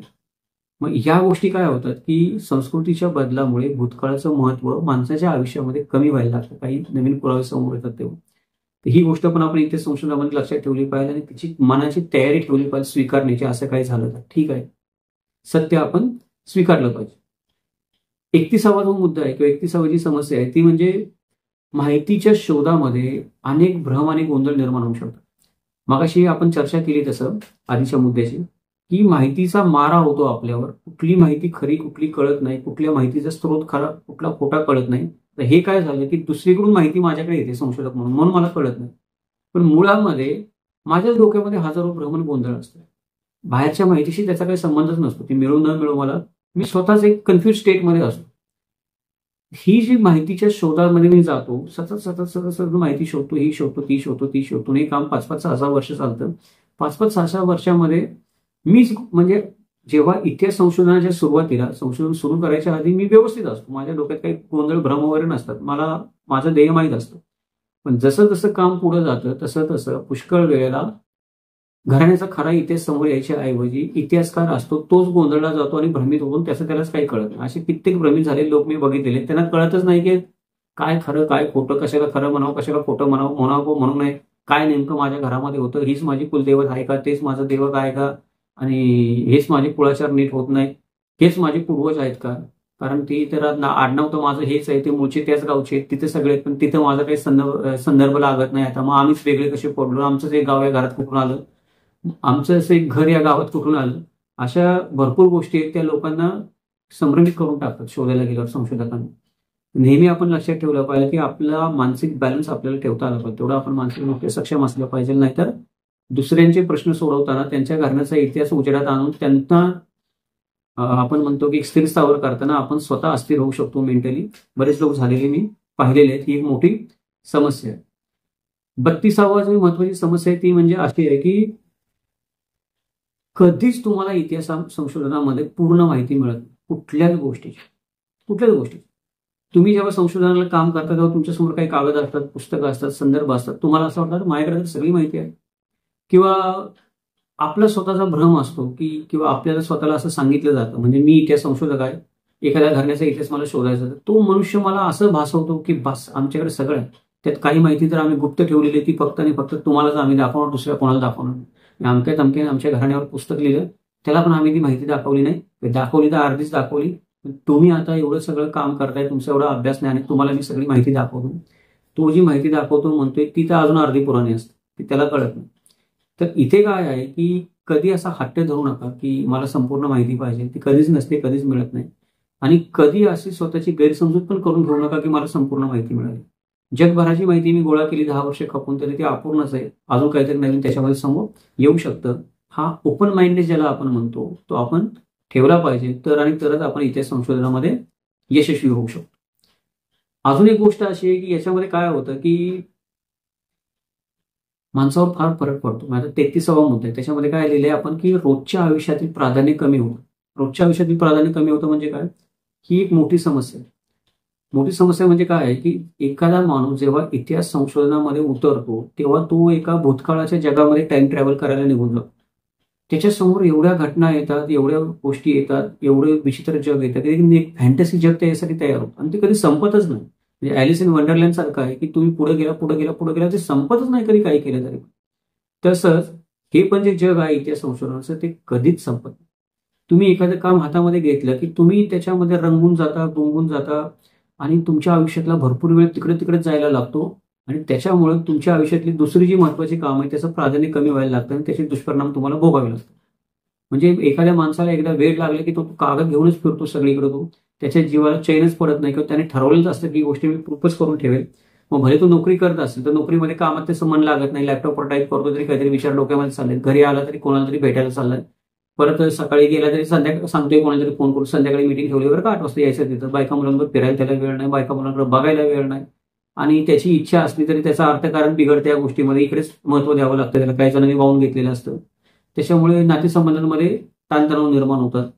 तर ज्या वेळेला तुम्ही या गोष्टी कराल, इतिहास संशोधन कराल, त्यावेळेला ही गोष्ट लक्षात ठेवा की तुमच्या रोजच्या आयुष्यातील गोष्टींचं प्राधान्य कमी होणार आहे. तुम्हाला तुमच्या आयुष्यामध्ये काही गोष्टींचा त्याग हा करावाच लागणार आहे जर तुम्ही इतिहास संशोधन करत असाल तर. ती त्याग करायची तयारी ठेवा, पण तो त्याग कितपत करायचा याची पण आपल्याला काय असली पाहिजे, जाणीव असली पाहिजे. पुष्कळ लोक मी बघितलेले वाहून गेलेले या इतिहास संशोधनाच्या नादामध्ये. काही लोकांचे संसार तुटलेले, डायव्होर्स झालेले, काही लोकांची पोरं बाळ त्यांना शिव्या देत फिरतात, ही इकडे समारंभामध्ये हार तुकडे घेऊन फिरतात, मागं मुलं बाळ त्यांना शिव्या देत फिरतात. हे असले प्रकार होत असतात याच्यामध्ये. तर याच्यामध्ये पण आपल्याला बॅलन्स ठेवता आलं पाहिजे. एखाद्याच्या घराण्याचा इतिहास समोर आणताना आपलं घर नाही उद्ध्वस्त झालं पाहिजे याची पण आपण काळजी घेतली पाहिजे, कारण हा टॉपिकच असा आहे इंटरेस्टिंग, तो तुम्हाला भुरळ घालतो, मनाला वेळ लावतो. त्यात तुम्ही स्वतःच्याच घराण्याचा इतिहास शोधत असाल तर तुम्ही पूर्णपणे वाहून जाता, शक्यता त्याच्यामध्ये जास्त आहे. तर ही एक काळजी आपण घेतली पाहिजे. 34वी समस्या ही आहे की घराणं जे असतं ते एखाद्या घराण्यामध्ये एक माणूस तुम्हाला इतिहास शोधायचं काम देतो, कारण त्याला इतिहासाबद्दल फार आवड असते. सगळ्यांनाच नसते. 4 पिढ्यामध्ये एक माणूस निर्माण होतो ज्याला वाटतं की माझ्या घराण्याचा इतिहास शोधावा. तो पण सगळी त्याची भावकी पकडली आणि समजा मोठी ब्रँच असेल, आता घोरपडे घराणे मोठी ब्रँच आहे, गावोगाव घोरपडे आहेत महाराष्ट्रामध्ये, पण त्यांना कळतच नाही की आपण कुठल्या ब्रँचचे घोरपडे. तरी पण त्या गावातले 4 घोरपडे लोक एकत्र बसले. उदाहरण याच्यासाठी सांगतोय, घोरपडे मित्रमंडळी असेल त्यांनी वाईट वाटून घेऊ नका की बोलतोय म्हणून नाही. घोरपडे घराण्याची व्याप्तीच तेवढी मोठी आहे. गावोगाव जे घोरपडे लोक आहेत त्यांना कळतच नाही की घोरपड्यांच्या कुठल्या ब्रँचमध्ये आपण. अशी समस्या एखाद्या मोठ्या घराण्याबद्दल निर्माण होऊ शकते.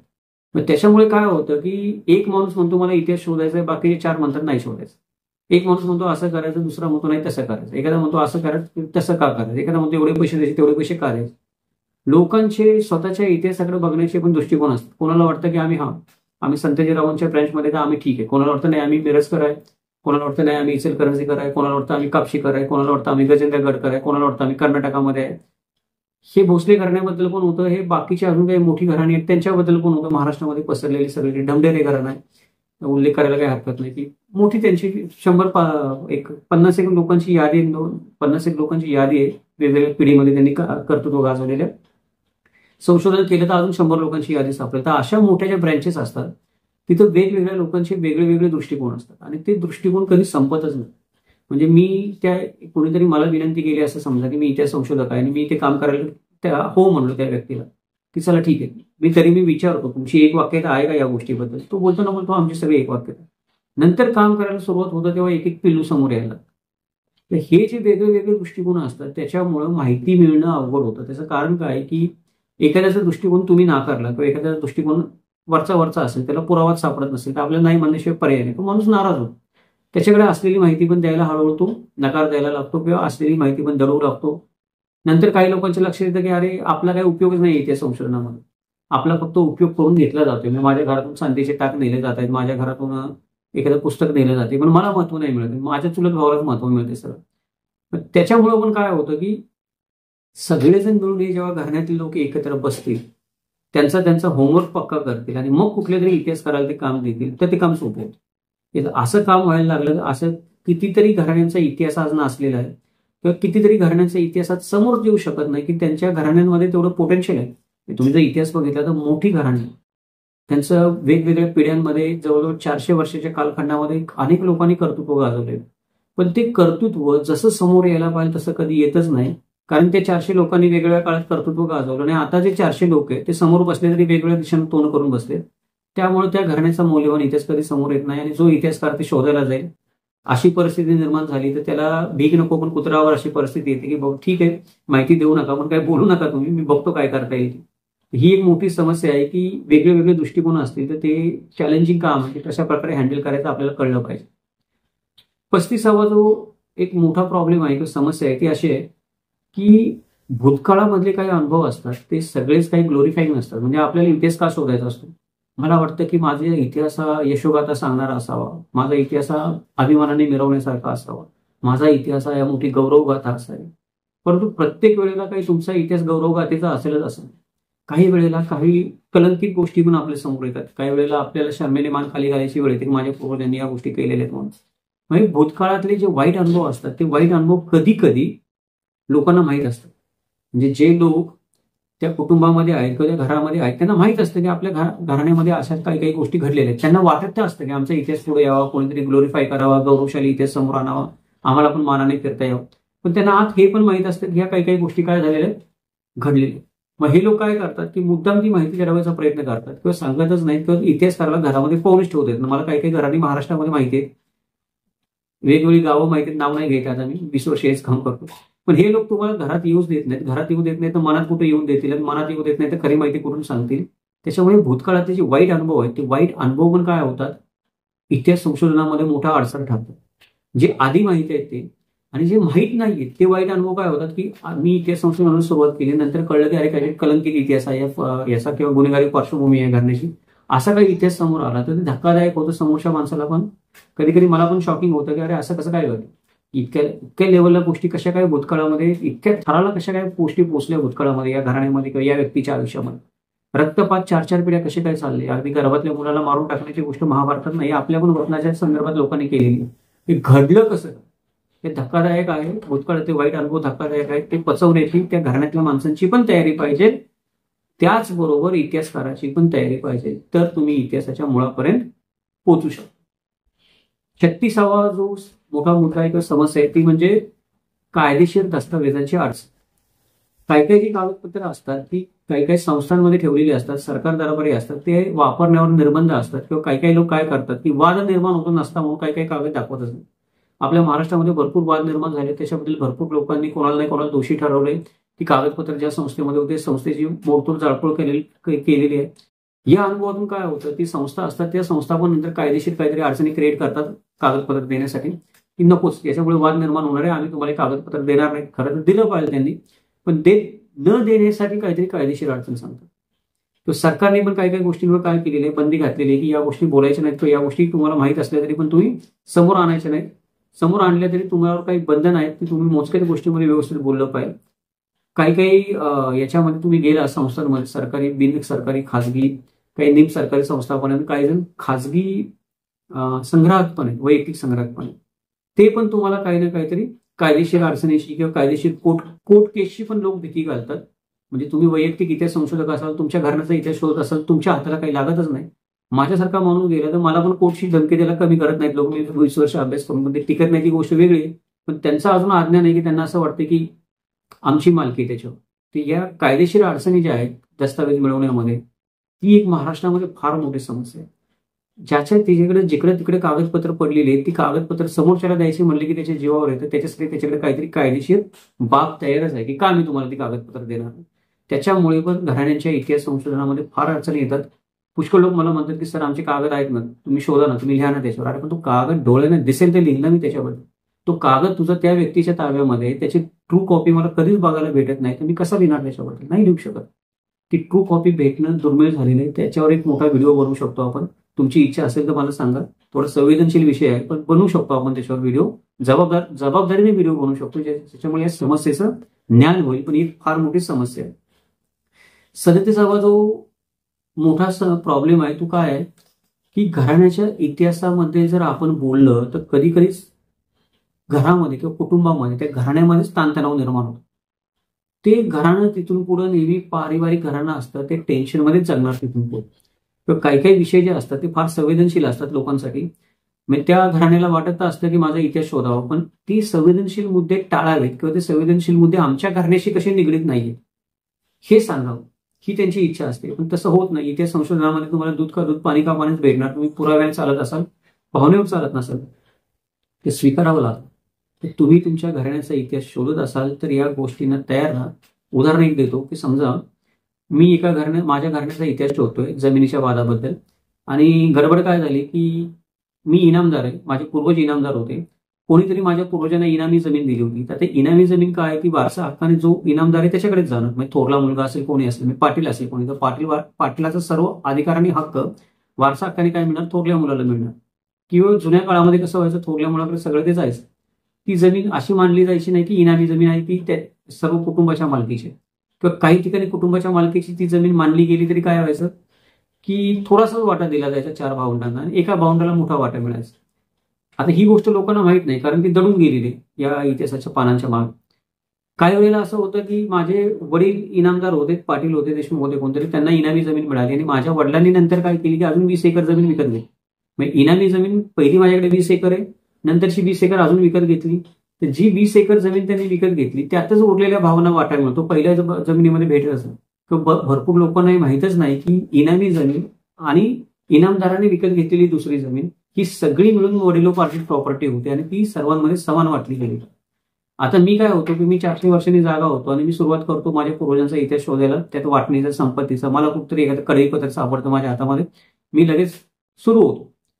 ते सुरू होण्याला काय होतं की ज्यांना वाटाच मिळालेला नाहीये ते लोक पण जागे होतात की 4 पिढ्या त्यांना वाटाच मिळाला नाही. त्यांना कळतं अरे हे तर माझा पण हिस्सा आहे याच्यामध्ये. याच्यामुळे काय होतं की तुम्ही करायला जाता एक, होतं दुसरंच.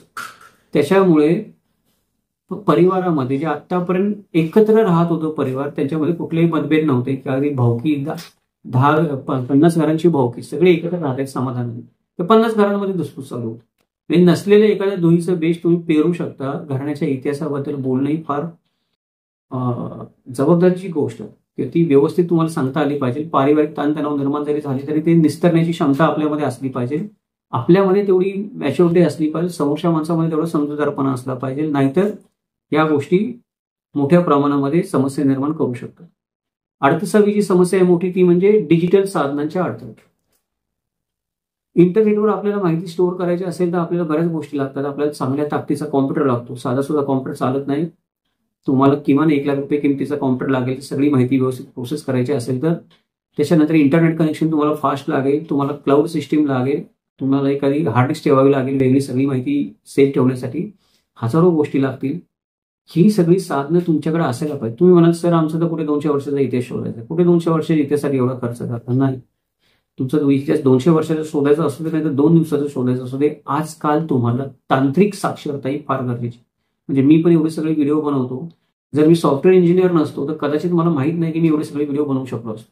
कारण माझ्याकडे जवळजवळ 25 ते 50 हजार पुस्तकं आहेत जी मी क्लाउडवर साठवून ठेवलेली आहेत. त्याच्या मानेला मला पैसे भरावे लागतात. डिजिटल स्वरूपामध्ये विकत घेतलेले आहेत, काही फ्रीमध्ये आहेत, काही इंटरनेटवर उपलब्ध आहेत, काहींचं PDF फाईल मिळते. पण रेफरन्ससाठी ती 25,000च्या तर वर पुस्तकं नक्कीच आहेत. आणि अजून सगळी इकडची तिकडची गोळा केली प्रिंट कॉपी तर 50,000पर्यंत जाते. ही सगळी पुस्तकं गोळा करून काय करणार मी? मला वेळेला संदर्भ पाहिजे, मी काहीतरी सर्च केल्यावर मला लगेच तो संदर्भ भेटला पाहिजे. मी 25,000 पुस्तकं वाचत बसणार काय? त्यासाठी मला काय पाहिजे? तंत्रज्ञानाची माहिती. जर तुम्ही वैयक्तिक इतिहास संशोधक आहात, तुम्ही तुमच्या पातळीवर वैयक्तिकरित्या इतिहासाचं संशोधन करताय आणि माहिती तुम्हाला वर्गीकरण करता येत नाही व्यवस्थित, मग तुम्ही काय नाही करू शकत. वर्गीकरण केलेली माहिती तुम्हाला सापडत पण नाही संदर्भ म्हणून, तरी पण तुम्ही काही नाही करू शकत. हे माहितीचं वर्गीकरण कसं करावं आणि विश्लेषण कसं करावं, ती मागाशी जी मी मालिका म्हणते कागदपत्रे कशी वाचावीत, आवर्जून पहा.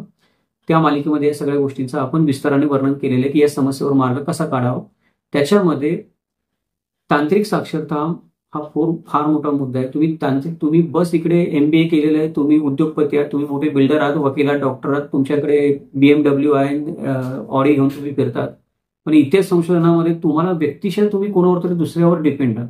तंत्रज्ञानाच्या बाबतीमध्ये तुम्ही तांत्रिक दृष्ट्या निरक्षर आहात, तुम्हाला कोणतरी माणसाला ठेवायला लागतं कामाला, बाबा कर रे एवढा, मेल पाठव रे, एवढे सर्च कर रे, मला सांगून दे रे, मग तुम्ही संशोधन करणार. असं जर उलटावरून शेळ्या हाकणार असो आपण डिजिटल तंत्रज्ञानाच्या बाबतीमध्ये, तर आपण कधी इतिहास शोधू शकत नाही. इथे आपल्यालाच करावं लागतं. स्वतः मेल्याखेरीज स्वर्ग दिसत नाही. या गोष्टी आपण लक्षात ठेवल्या पाहिजे. 39वी समस्या जी आहे ती म्हणजे धार्मिक अडचणी आपण ज्यांना म्हणतो. काही वेळेला ऐतिहासिक घराण्याच्या गोष्टी असतात त्या धार्मिक दृष्टिकोनातून संवेदनशील असतात, त्याच्यामुळे त्याच्यावर चर्चा करणं अवघड होऊन बसतं. धर्म आपल्या भारत देशामध्ये धर्म आणि जात कुठं आडवी येत नाही असं नाही. तुम्ही काही करायला जात तुम्हाला धर्माचा उंबरा ओलडूनच जावं लागतं, त्याच्याशिवाय तुम्ही जाऊ शकत नाही. जाती येतात त्याच्यापेक्षा मोठा साप आहे. ह्या नागाला कसं आवरावं कुठलेही काम करताना ही अवघड गोष्ट झालेली आहे. तर धर्म आणि जातीच्या दृष्टीने अनेक मुद्दे संवेदनशील असतात ज्याच्यावर बोललं जाऊ शकत नाही उघडपणे. आजही आपल्या देशामध्ये काहीतरी बेबनामच निर्माण होईल किंवा तणावच निर्माण होईल. ते धार्मिक अडचणींचं तुम्ही कशा रीतीने त्यांना टॅकल करणार, कशा रीतीने आपण त्यांचा सामना करणार. माझ्यासमोर इतिहास संशोधन करताना काही संवेदनशील धार्मिक मुद्दे आले, त्यांचा तुम्ही काय करावं, हा जो मुद्दा आहे त्याच्यावर पण विचार करून ठेवा आणि तयारी करून ठेवा. त्याच्यासाठी तुम्हाला माणूस म्हणून मोठ्या प्रमाणामध्ये काय पाहिजे, जडणघडण झाली पाहिजे. तुमची एक माणूस म्हणून एक व्यक्ती म्हणून तुम्ही सक्षम असला पाहिजे, अभ्यास प्रचंड असला पाहिजे, तर तुम्ही या आव्हानांचा सामना करू शकाल. नाहीतर इतिहास संशोधनाचा विषय आहे तो 25% वेळा धार्मिक संवेदनशील मुद्दा समोर आल्यावर आता त्याचं काय मला सोल्युशन काढावं कळत नाही. माझ्या घराण्याचं इतिहास संशोधनाची गोष्ट तिथंच थांबते, पुढे जातच नाही. अनेक घराण्यांचं इतिहास संशोधन थांबलेलं आहे. त्याचं कारणच हे आहे की त्यांना याच्यावर काही तोडगा काढता आला नाही, हा विषय मांडावा कसा समोर. याच्याबद्दल पण काय केलं पाहिजे, आपला अभ्यास असला पाहिजे. 40वी मोठी समस्या ही आहे की ही जी घराणी असतात ही सतत स्थलांतरित होत असतात किंवा मूळ पुरुषापासून निर्माण झालेले घराणं त्याचे जे वंशज आहेत ते मोठ्या प्रमाणामध्ये पसरलेले असतात आणि भारत देशामध्ये सर्वत्र पसरलेले असतात. आपण भोसले घोरपडे घराण्याचं उदाहरण सांगतो, बाकीची पण घराणे मोठे, मोहिते आहेत, फडतरे आहेत, त्याच्यानंतर महाडिक आहेत, अजून भरपूर लोक आहेत. जे जाधव आहेत हे पसरलेले आहेत सगळे महाराष्ट्रामध्ये. ते नवीन नवीन ठिकाणी स्थलांतरित झाल्यानंतर त्यांच्याकडे नवीन नवीन माहिती गोळा होते, जुनी माहिती विसरत जातात. त्यांच्या नवीन परंपरा चालू होतात, जुन्या परंपरा विसरत जातात. त्यांना फक्त एवढंच कळतं आपण जाधव, कोणाला तरी एवढंच कळतं मी घोरपडे, पण त्याच्या पलीकडे त्याला काही आठवतच नाही, मी आलो कुठून, मी गेलो. त्याच्यामुळं ही स्थलांतरामुळं लोक वेगवेगळ्या ठिकाणी गेल्यामुळं पण माहिती मिळवायला अडचण येते, कारण त्या सगळ्या लोकांपर्यंत आपण पोहोचूच शकत नाही. ते घराणं एवढं मोठं असतं की ते प्रत्येक माणसापोर जो ज्या ज्या गाव, खरं तर मला परत एकदा आपण घोरपडे घराण्याचं उदाहरण घेऊया, कारण घोरपडे घराण्याचा वंशवृक्ष मोठा आहे भोसले घराण्यापेक्षा, पण महाराष्ट्रामध्ये सगळीकडे येते. आता जर मला घोरपडे घराण्याचा इतिहास लिहायचा म्हणलं तर महाराष्ट्राच्या प्रत्येक गावात जिथे घोरपडे तिथं मला गेलं पाहिजे. पण कोण स्पॉन्सर करणार एवढं वेळ आणि पैसा, कोण जाणार तिथे त्यांना भेट द्यायला सगळ्या गोष्टींना. मग या समस्या आहे.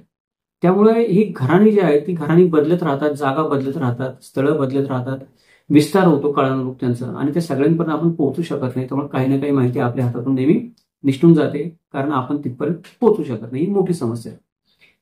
41वी समस्या अशी आहे की जरी आता मी त्यांच्यापर्यंत पोहोचलो तरी दस्तावेज गहाळ झालेले असतात.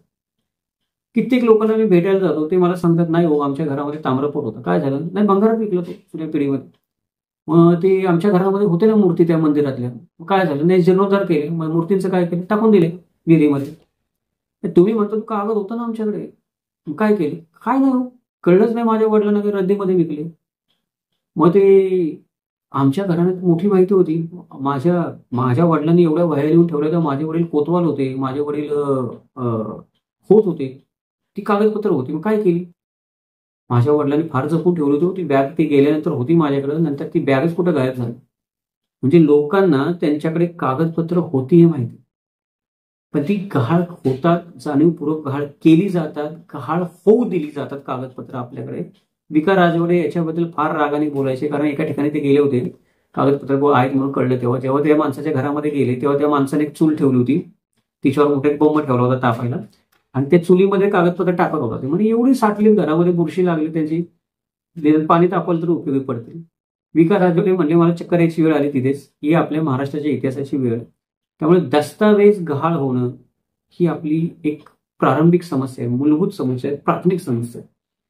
तुम्ही एखाद्या घराण्याचा इतिहास शोधायचा जर प्रयत्न करत असाल तर सर्वात आधी याचं काय करा, रिव्ह्यू करा की किती कागदपत्र उपलब्ध आहेत, कोणाकडे आहेत, कसे आहेत, कुठं आहेत, आणि ती मिळणार आहेत का नाही मिळणार. कारण लोक आव फार आणतात. तुम्ही संशोधन करायच्या आधी लोक भरपूर आव आणतात. तुम्हाला आहे ना आपल्याकडे एवढे कागद आहेत, बाबा काय रडतो तू, दादा ये तू करू. तिथे गेल्यावर कळतं की काय नाही. असलं तरी एखादा चिटोरा आहे, त्या चिटोऱ्याचा काही उपयोग नाहीये. काही गोष्टी आधीच प्रकाशित झालेल्या आहेत, आणि ज्या काही गोष्टी प्रकाशित होऊ नये त्यांना वाटतं ते तुम्हाला दाखवत नाही. वरचे वर्षी 2 कागदपत्र दाखवायची, बोलवण करायची, चल घरी म्हणून. आता इतिहासकाराने इतिहास कसा शोधायचा अशा परिस्थितीत, ही फार मोठी काय समस्या आहे, दस्तावेज गहाळ होणे. 42वी मोठी समस्या ही आहे की घराण्यांमध्ये विभाजन होणं. काय होतं की जसं मी म्हटलं तसं मूळ पुरुष आहे त्याच्यापासून वेगळे वेगळे ब्रँचेस निर्माण झाले, आणि ते भारतभर सगळीकडे पसरले, तरी कागदपत्र मिळायला प्रॉब्लेम होतो, कारण आपण त्यांच्यापर्यंत पोहोचूच शकत नाही, एवढ्या मोठ्या ब्रँचेस आहेत. हे काय झालं की नॅचरली झालं असं आपण समजूया, की नैसर्गिकरित्या असं म्हणून ही समस्या निर्माण झाली. परंतु बऱ्याचदा काय होतं की घराणी असतात ती रक्तपाताने वेगळे होतात, त्यांच्यामध्ये काहीतरी टोकाचे मतभेद होतात, त्यांच्यामध्ये संघर्ष असतात, ते पिढ्यानुपिढ्या चालतात. त्यामुळे एका बाजूच्या माणसाने तुम्हाला जर हायर केले इतिहास संशोधन करण्यासाठी, दुसरा बाजूचा माणूस तुम्हाला मदतच करतो, ठरवून विरोधच करेल, चुकीची माहिती सांगेल, काहीतरी भ्रमितच करेल. या गोष्टी आजही आपल्या महाराष्ट्रामध्ये होतात. आपल्याला काही पडलेलं नाहीये की आपण ज्या गोष्टी दडवतोय, आपण ज्या गोष्टीला विरोध करतोय, त्या गोष्टी समोर आल्या तर फक्त आपल्या घराण्याचं नाव होणार नाही, राज्याचा पण इतिहास समोर येईल, देशाच्या इतिहासामध्ये काहीतरी भौगोलिक भर पडेल. काही प्रश्न अडकून राहिलेत, मागाशी मी म्हणलं तसं अधोरी प्रश्न आहे, त्यातले काही प्रश्न सुटायला मदत होईल, मी जरा समजुतीची भूमिका घेतली तर. पण काही जण हे गोष्टी करतच नाहीत, काय झालं तरी. त्याच्याबद्दल पण विका राजवडेने एक उदाहरण मागे सांगितले की एक ग्रस्त होते, त्या ग्रस्तांनी त्यांच्याकडे काही कागदपत्र होते, आणि ती कागदपत्र विका राजवडेंना दाखवायला तो मनुष्य शेवटपर्यंत नाही म्हणत होता, कारण त्या मनुष्याची भूमिका चुकीची होती त्याला माहित होतं, आणि ती भूमिका खोटी ठरणार हे पण त्याला माहित होतं, आणि ती भूमिका शेवटी खोटी ठरली पण त्या मनुष्याला खोटं पाडता आलं नाही. त्याचं कारण काय आहे की त्याने कधी ती कागदपत्र दाखवलीच नाही. ती कागदपत्र त्याने दाखवली असती तर लगेच दूध का दूध पाणी का पाणी झालं असतं, पण ती कागदपत्र न दाखवता एक खोटी भूमिका घेऊन तो मनुष्य स्वतःच्या अहंकारासाठी भांडत राहिला. त्याने महाराष्ट्राच्या इतिहासाचं भरपूर नुकसान झालं. आपल्या घरामध्ये भाऊकी म्हणले की भाऊबंदकी आपल्या 5वीला पुजली. आपण मराठी माणूस, फक्त मराठा जात म्हणत नाही, महाराष्ट्रात राहणार आपण प्रत्येक मराठी माणूस, आपल्याला भाऊबंदकी पुजलेली आहे. हा करतोय म्हणल्यावर त्याला करू द्यायचं नाही. तो करत असेल तर त्याला अडथळे कसे आणायचे बघायचं. याच्यामुळे पण घराण्याचं संशोधन करता येईल. एक माणूस करा म्हणतोय, पैसे देतो म्हणतोय, दुसरा माणूस म्हणतोय हा लाखभर रुपये देतो ना इतिहास शोधायला, माझे 10 लाख गेले तरी चालते, ह्याचा पोच देणार नाही. याच्यामुळे पण काय झालेलं आहे की मागं तर रक्तपात झालेतच पिढ्यानुपिढ्या. आपण त्याच्यावर पण व्हिडिओ बनवणारच आहोत की महाराष्ट्रातील वादविवाद किंवा महाराष्ट्रातील संघर्ष, त्याच्यावर आपण वेगळी मालिका बनवणारच आहोत. ती बनवणं गरजेचं आहे, म्हणजे लोकांना कळेल की ऍक्च्युली झालं काय होतं. पण ते तेव्हा झालं नव्हतं, ते आज पण होतं. त्याच्यामुळे पण घराण्यांची माहिती आपल्या समोर येत नाही. 43वा मुद्दा आहे तो म्हणजे संशोधनाचे भ्रामक अनुभव. बऱ्याचदा काय होतं की संशोधन करता करता करता करता संशोधकालाच भ्रम व्हायला लागतं, कारण काम एवढं मोठं आहे की त्याच्यामध्ये जर तो संशोधक अजून एखाद्या विचारधारेकडे झुकलेला असेल तर त्याला त्याच्या विचारधारेचे भ्रम व्हायला लागतात. की कुठला पण पुरावा सापडला त्याला फक्त याचा उपयोग मी माझ्या विचारधारेला समर्थन करण्यासाठी करू शकतो. मग लोक काय करतात माहितीये का, अक्षरशः जगातल्या प्रत्येक घटनेचा अर्थ आहे तो प्रत्येक घटनेचा अर्थ त्यांच्या विचारधारेशी जोडायचा प्रयत्न करतात. कुठलीही घटना घडली असेल ती त्यांच्या विचारधारेशी जोडलेली असो किंवा नसो, कशी त्यांच्या विचारधारेला सपोर्ट करते ते करायला प्रयत्न करतात. कशी त्यांची विचारधारा बरोबर आहे त्यासाठी इतिहासातली प्रत्येक घटना वापरायचा प्रयत्न करतात. त्याचं कारण काय होतं की त्यांनाच भ्रम झालेला असतो. आता हा भ्रम झालेला आहे ते त्यांना स्वतःला का कळत नाही मला लक्षात येत नाही, कारण त्यांची पुस्तकं वाचल्यानंतर लोकांना कळतं की अरे भ्रमित मनुष्य आहे. लिहिताना त्याला का कळत नाही, त्याला भ्रम झालेला आहे. तो एवढा त्या भ्रमाच्या आहारी गेलेला असतो. तर स्वतःला सावरा. जर तुम्ही संशोधन करत असाल तर कुठल्याही भ्रमाच्या आहारी जाऊ नका, विचारधारेच्या आहारी जाऊ नका. तुम्ही 4-5 वर्ष ते काम करायला लागला किंवा तुम्ही कट्टर असाल एखाद्या विचारधारेची तर तुम्हाला भ्रम होणार धरून चालत. ते तुम्हाला कळणार नाही. तुम्ही पुस्तक लिहिल्यावर लोकांना मात्र कळणार किंवा भ्रमित झाले. का लोक स्वतःची इज्जत स्वतःच पणाला लावत असतात कळत नाही, प्रतिष्ठा. तर हा एक, पण ही एक होणारी घटना आहे. म्हणजे संशोधकांना, नवीन संशोधक असतील, जाणीवपूर्वक लोक भ्रमित होतात असं नाही, तर काही काही लोक जाणीवपूर्वक करतात त्या गोष्टी, मी मगाशी म्हणलं तसं. पण सगळेच लोक जाणीवपूर्वक करत नाहीत. जशी जशी नवीन नवीन माहिती त्यांच्या समोर यायला लागते, तसं जसं हर्षवायूच्या भरात काही लोकांना हर्षवायू होतो नवीन माहिती सापडल्यावर. काही लोकांना ती माहिती समोर आल्यावर त्यांना युरेका युरेका वाटतं, काहीतरी मोठाच खजिना शोधल्यावर त्यांना भ्रम व्हायला लागतं. ही प्रोसेस आहे. त्याच्यातून तुम्हाला पलीकडे जायचं आहे, स्वतःच्या मनावर ताबा ठेवायचा आहे. ज्याच्यामुळे काय होतं की भ्रामक अनुभव आपले कमी होतील आपल्या अभ्यासामधले, आपल्या संशोधनामध्ये. 44वी जी समस्या आहे ती म्हणजे दिवसेंदिवस माहिती कमी होत चालली, हे लक्षात ठेवा. कारण दिवसेंदिवस ही माहिती सांगणारी वयोवृद्ध माणसं काळाच्या पडद्याच्या आड जायला लागली. दिवसेंदिवस जी कागदपत्र उपलब्ध आहेत ती वाळवी खात राहिली. दिवसेंदिवस जी कागदपत्र उपलब्ध आहेत ती कुठेतरी पाण्यामध्ये बुडून गेलेली आहेत, आगीमध्ये जळून गेलेली आहेत. कुणाची तरी मगाशी मी म्हणलं तसं पेट्या गायब झालेल्या आहेत. आणि काही लोकांकडे ती कागदपत्र आहे ते दुसऱ्या कोणाला दाखवत नाही, ते आतल्यात सडून चाललेली. म्हणजे दिवसेंदिवस आपली इतिहासाची माहिती कमी कमी होत चाललेली आहे. कधी कधी काय होतं की ज्या घराण्याचे तुम्ही संशोधन करत असतात त्या घराण्याचीच मानसिकता बदलते, तिचेच विचार बदलतात. तिचे विचार बदलल्यामुळे काय होतं, त्यांना वाटतं की इतिहास अशा पद्धतीने लिहिला गेला पाहिजे, इतिहासामध्ये बदल लिहिला पाहिजे. आता हा इतिहासामध्ये आपल्याला जो बदल करायचा आहे किंवा ही जी माहिती आपल्याला इतिहासामध्ये लिहायची आहे, ती माहिती मुळामध्ये उपलब्धच नाही ना. त्यांच्याकडे आहे ते तुम्हाला दाखवत नाहीये. काही माहिती काळाच्या पडद्याआड चालली आहे दिवसेंदिवस. ही जी काळाच्या पडद्याआड जाणारी माहिती आहे, ती काळाच्या पडद्याआड जाणारी माहिती आपल्याला काय करायला पाहिजे, लवकरात लवकर जतन केली पाहिजे, तिचे डिजिटलायझेशन केलं पाहिजे. मी प्रत्येकाला सांगतोय की तुम्ही भले तो कागद तुमच्या आहे, तुमच्याकडे कुणाला दाखवू नका, कुणाच्या हातात देऊ नका, पण कुठेतरी त्याचं डिजिटलायझेशन करून ठेवा. कुठेतरी त्याची पीडीएफ फाईल बनवून ठेवा, भले तुमच्याकडे ठेवा, दाखवू नका कोणाला. तो कागद जाणार आहे ना, नैसर्गिकरित्या नष्ट होणार आहे ना. माहिती तुमच्या घरातली जी वयोवृद्ध माणसं आहे ती वयानुसार जाणार. बरेच दंतकथा सांगत असतील कोणी तुम्हाला. मी इतिहास शोधायला गावागाव जातो, वयोवृद्ध माणसं सांगतात त्यामध्ये 80% दंतकथाच असतात. पण दंतकथा सांगणारं पण कोणीतरी असलं पाहिजे ना, तर कळेल की काय दंतकथा पसरल्या होत्या त्या घराण्याबद्दल. त्याच्यामुळे आपण सगळ्यांनी काय केली पाहिजे, जर तुम्हाला तुमच्या घराण्याचा इतिहास शोधायचा असेल तर लगेच घाई केली पाहिजे. तुम्ही जर वेळ वाया घालवाल की आज माझ्याकडे पैसे नाहीत, उद्या माझ्याकडे पैसे नाहीत, परवा मला वेळ नाही, तेरवा काय नाही, आणि मला फुकटातच काम करून पाहिजे, मी घराण्याचा इतिहासात शोधणार नाही. अजून 20 वर्ष गेली की तुम्ही समजा की ती 20,000 कागदपत्र किंवा 20,000 मौल्यवान गोष्टी आपल्या रद्दीत गेल्या किंवा काळाच्या विस्मरणात गेल्या. प्रत्येक वर्षाला किंवा प्रत्येक दिवसाला ही माहिती कमी कमी होत चालली आहे. जर तुम्ही खरोखर जागरूक असाल तुमच्या घराण्याच्या इतिहासाबद्दल तर आज आता लगेच शोधायला सुरुवात करा, थांबू नका बिलकुल, नाहीतर उद्या तुम्ही काहीतरी मौल्यवान गमावून बसाल. 45वी जी समस्या आहे ती 45वी समस्या अशी आहे की वास्तविकता स्वीकारायला अडचण येते. वास्तविकता स्वीकारायला अडचण येते म्हणजे काय की इतिहासामधल्या काही काही गोष्टी दुःखद असतात, कठोर असतात. मला वाटतं की माझ्या पूर्वजांनी तलवार गाजवली, नंतर मला कळलं की नाही माझ्या पूर्वजांची शिवाजी महाराजांनी हातपाय छाटले.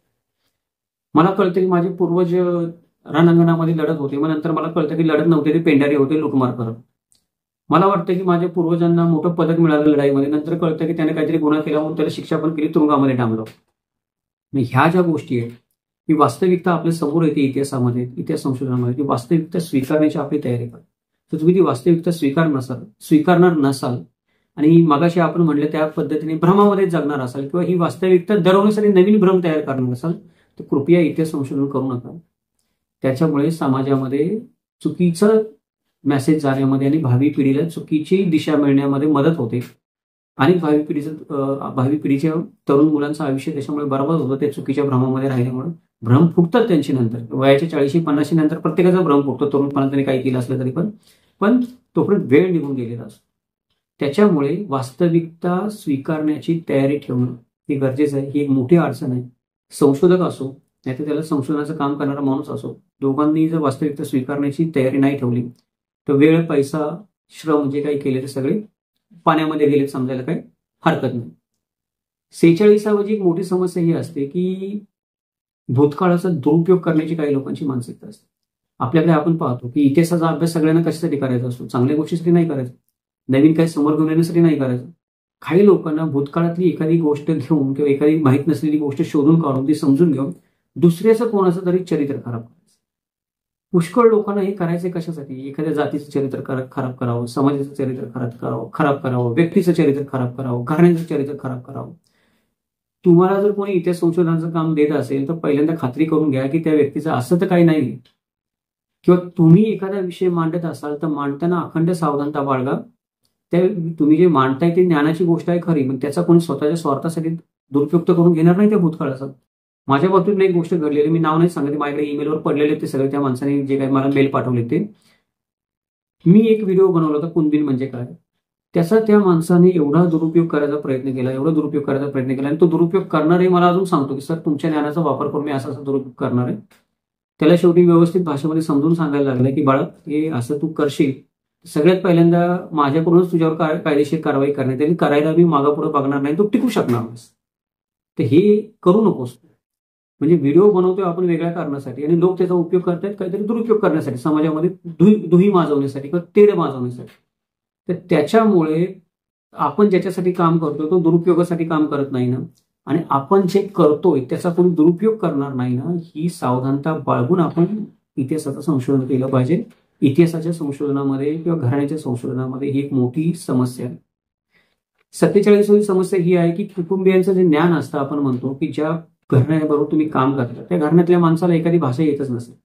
म्हणजे आता मी कर्नाटकमध्ये गेलो होतो, तर तिथे एक व्यक्ती मला खूप चांगली भेटली, जबाबदार, पण ती कन्नडच बोलते. ती मराठ्यांचा इतिहास आता कन्नडमध्ये तिच्यावर कसा मांडला जातो, तिला ते इतिहास शोधण्यामध्ये पण इच्छा आहे, समजून घेण्यामध्ये पण इच्छा आहे, पण इंग्लिश ओनली. आता ही काही गर्वाने किंवा अहंकाराने इंग्लिश ओनली व्यक्ती म्हणत नाही, मला माहिती आहे, किंवा त्या व्यक्तीला कन्नडचा फार अभिमान आहे, मराठीला कमी लेखावं म्हणून ती इंग्लिश ओनली म्हणते असाचा भाग नाही. जडणघडणच त्या व्यक्तीची इंग्लिशमध्ये झाली, पण त्या एका व्यक्तीसाठी मी सगळ्या गोष्टी इंग्लिशमध्ये नाही ट्रान्सलेट करून करू शकत नाही. हे काय आहे की त्या व्यक्तीचं ज्ञान कमी, भाषेचं ज्ञान कमी आहे, त्या व्यक्तीचं संगणकाचं ज्ञान कमी. ती आता आपण जसं व्हॉट्सअपवर मेसेज पाठवतो, गोष्टी पटपट करतो, त्या लोकांना नाही जमत. व्यक्ती ज्ञानी आहे, मला तिच्या अनुभवाची गरज आहे, पण मी नाही तिच्याबरोबर कॉपरेट करू शकत. त्याचं कारण काय की ह्या समस्या, तांत्रिक समस्या आहेत, आणि काही तर पारंपरिक समस्या आहेत. ज्या वेळेला तुम्ही काम करायला सुरुवात कराल एखाद्या घराण्याच्या इतिहासाबद्दल, तेव्हा त्या घराण्याचा इतिहास तुम्हाला देणारे लोक तांत्रिक साक्षर किती आहे, त्यांच्यामध्ये भाषेच्या अडचणी किती निर्माण होऊ शकतील संवाद साधण्यासाठी, कम्युनिकेशनसाठी, अजूनही बऱ्याच अडचणी असतात, त्याचा पण विचार करून ठेवा. तुम्ही कामाला सुरुवात कराल, नंतर या अडचणी समोर आले, तुम्ही काही करूच नाही शकत, काम तिथेच थांबून जातं. त्यामुळे या गोष्टीचा आधी विचार केला पाहिजे. 48वी जी समस्या आहे ती समस्या अशी आहे की स्वतःच्या संपूर्ण इतिहासाची लोकांना जाणीव नसते. की लोक म्हणतात की शोधा आमच्या घराण्याचा इतिहास, किंवा एखादा माणूस म्हणतो चला झेंडा घेतला खांद्यावर, त्याने चालला आपला स्वतःच्या घराण्याचा इतिहास शोधायला. पण जे घराणं आहे त्या घराण्याचे किती पैलू आहेत. आपण फक्त घराण्याचा राजकीय आणि लष्करी पैलू लक्षात घेऊ. म्हणजे काय की माझे पूर्वज असतात, कुठल्या तरी राजकीय पदावर आहेत, कुठल्या तरी सैन्यामध्ये होते, त्यांनी काहीतरी लढाई गाजवली, पण ते घराणं इतर अनेक क्षेत्रांमध्ये पण असू शकतं. त्या घराण्याने पिढ्यानपिढ्या 500-600 वर्ष अनेक क्षेत्रांमध्ये योगदान दिलेलं असू शकतं. काही सकारात्मक असेल, काही नकारात्मक असेल, पण त्याने जे काही योगदान दिलंय त्या घराण्याने, त्याने या महाराष्ट्राला आकार दिलेला, महाराष्ट्राचं भविष्य घडवायला आकार दिलेला. त्यामुळे मला माझ्या घराण्याच्या इतिहासाचे सगळे पैलू माहीत आहेत का? नाही. मलाच माहीत नसतील ते मी दुसऱ्याला कशी सांगणार. दुसरी गोष्ट की जो माणूस मला काम देतो त्याला तरी सगळं माहिती आहे का? नाही. माहीत नाहीये तर माहीत नाहीये स्वीकारायची त्याची तयारी आहे का? पुढे काहीतरी ते विष निघालं अमृत म्हणताना म्हणून प्यायची त्याची तयारी आहे का? वास्तविकता पचवायची तयारी आहे का? या सगळ्या गोष्टी पण महत्वाच्या आहेत. काम सुरू करण्याच्या आधी जाणून घेणं. फक्त पैसा महत्वाचा नाही. एखादा माणूस मला म्हणेल की सर तुम्हाला 1 लाखाच्या ऐवजी 2 लाख रुपये देतो, काम चालू करा, पण या गोष्टी जुळत नाहीत, नाही करू शकत आहे आपण. हे आपण काय केलं पाहिजे, समजून घेतलं पाहिजे. नाही 49वा जो मुद्दा आहे किंवा समस्या आहे ती म्हणजे ही आहे की मुळामध्ये आता काय झालंय की प्रत्येकाला वाटतं की छत्रपती शिवाजी महाराज माझ्या घरात जन्माला आले असते तर किती बरं झालं असतं. का भोसले कुळामध्ये जन्माला आले, माझ्या कुळात का नाही आले जन्माला छत्रपती शिवाजी महाराज. पण हे वाटतं, पण जर मला वाटायला लागलं की माझ्या घरात छत्रपती शिवाजी महाराज जन्माला, माझा मुलगा छत्रपती शिवाजी महाराज होतो, नाही वाटत. आपल्याकडे मराठीमध्ये एक म्हण आहे, शिवाजी नेहमी आपल्याला दुसऱ्याच्या घरात जन्माला यावं असं वाटतं. आपल्या घरात येऊन माझ्या मुलांना नोकरी करावी, सगळ्या गोष्टी कराव्यात, व्यवस्थित कराव्यात. त्याच्यासाठी मला माझ्या घराण्याने किती मागे प्रतिष्ठा केली किंवा माझ्या घराण्याचा किती गौरवशाली इतिहास आहे त्याच्याबद्दल मला काही देणं घेणं नसतं. माझ्याकडे भरपूर महाराष्ट्रातल्या घराण्यांची यादी, भरपूर लोकांची नावं घेऊन मी सांगू शकतो. काही आपण व्हिडिओ पण बनवलेले. आता त्यांना असं नाव घेऊन बोलणं चुकीचं आहे, माणसाला वाईट वाटतं. परंतु या घराण्यांचा इतिहास एवढा गौरवशाली आहे. भले 2 दिवसाचा इतिहास असेल, तुमचा गौरवशाली इतिहास असण्यासाठी 200 वर्षाचा असण्याची गरज नाही, पण 2 दिवसामध्ये तुम्ही जी कामगिरी केली ती किती गौरवशाली असू शकते. असा लोकांचा 4-4 पिढ्यांचा, 6-6 पिढ्यांचा गौरवशाली इतिहास आहे.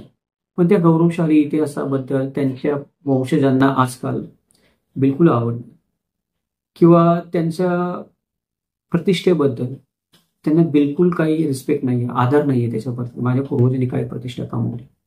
उलट लोकांना असं वाटतं का एक प्रकारे की कशाला आता ते ओझं आमच्या डोक्यावर बाळगायचं आम्ही, त्याच्यामुळे आम्हाला सर्वसामान्य आयुष्य जगता येईल. अशा घराण्याचा इतिहास जर तुम्ही शोधायला गेला तर लोक तुम्हाला कॉपरेटच करत नाही, कारण त्यांना वाटते ते घराण्याचा इतिहास आमच्यावर ओझं झाले, प्रतिष्ठेचं ओझं झाले, त्यांना काढून टाकाल तेवढं चांगलं, नॉर्मल आयुष्य लवकर जगवा. याच्या उलट काय होतं की काही लोकांना असं वाटतं की घराण्याचा इतिहास शोधायला सुरुवात केली तर आमची जी मागची प्रतिष्ठा आहे ती कदाचित धुळीला मिळेल.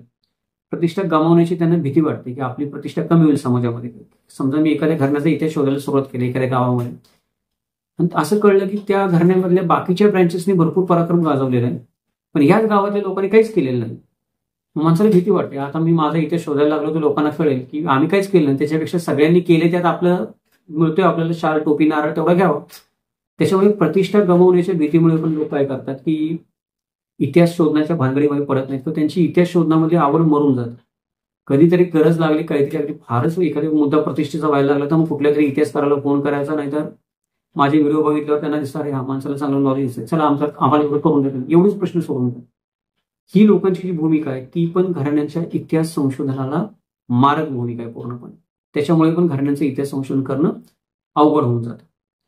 शेवटचा 50वा मुद्दा जो सगळ्यात महत्वाचा आहे तो म्हणजे अनेक आपले गैरवाजवी गैरसमज आहेत घराण्यांच्या इतिहासासंदर्भात. आता ते बोलून दाखवू शकत नाही तेवढे, व्यक्ती तितक्या प्रवृत्ती, जेवढ्या प्रवृत्ती तेवढे त्यांचे गैरसमज, आणि ते सगळे गैरवाजवी म्हणजे गैरसमज असू देत माणसाच्या अज्ञानामुळे असू देत किंवा काहीतरी त्याच्याकडे ठोस बोलण्यासाठी एक गोष्ट आहे म्हणून असू देत.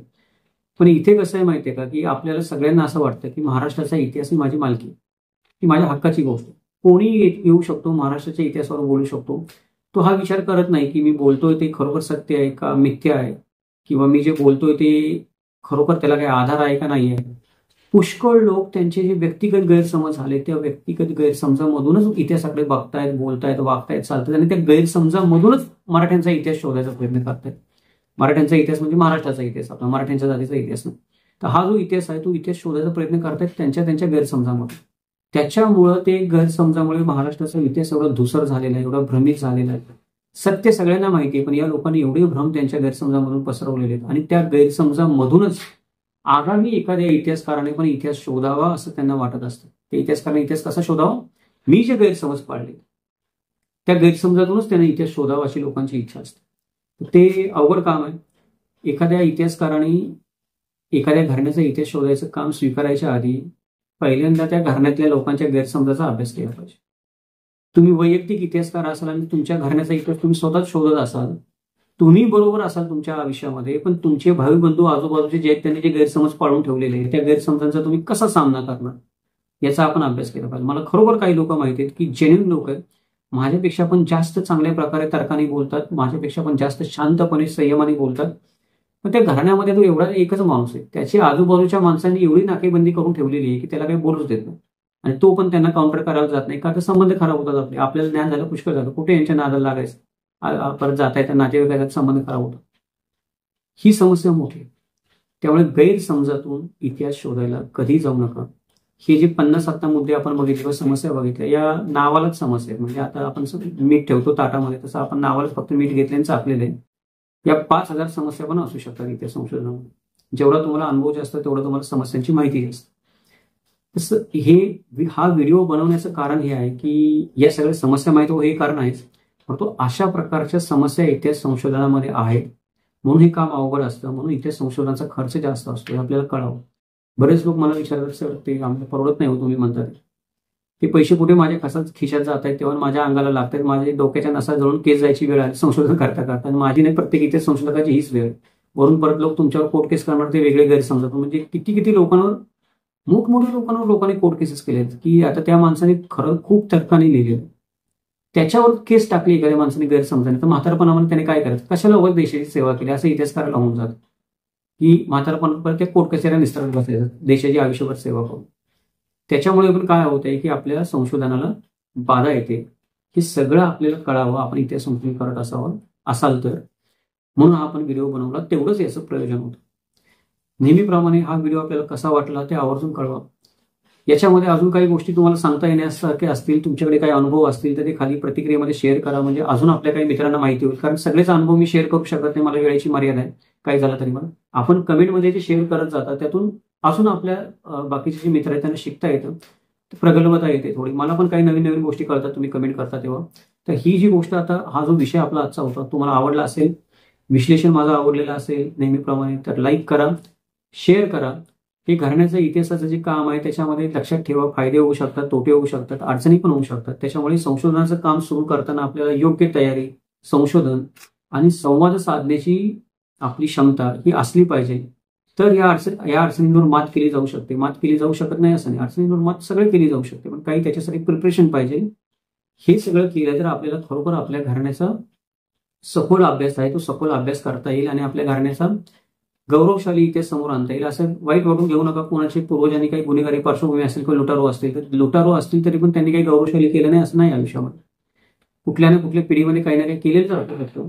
नकारात्मक होऊ नका. या सगळ्या अडचणी असतील तर सकारात्मक राहून या सगळ्या गोष्टींकडे बघा आणि अडचणीवर मात करण्याचा प्रयत्न करा. परत एकदा व्हिडिओ आवडलेला असेल तर आवर्जून प्रतिक्रिया द्या. व्हिडिओला लाईक करा, व्हिडिओ मित्रांसोबत जास्तीत जास्त शेअर करा, चॅनलला सबस्क्राईब करा, नोटिफिकेशन बटन ऑन ठेवा जेणेकरून आपल्याला यासारखे अनेक वेगवेगळे व्हिडिओ पाहता येतील वेगवेगळ्या विषयांचे. हे अभ्यासपूर्ण आणि संशोधनात्मक व्हिडिओ बनवण्यासाठी नेहमीच प्रायोजकत्वाची गरज असते.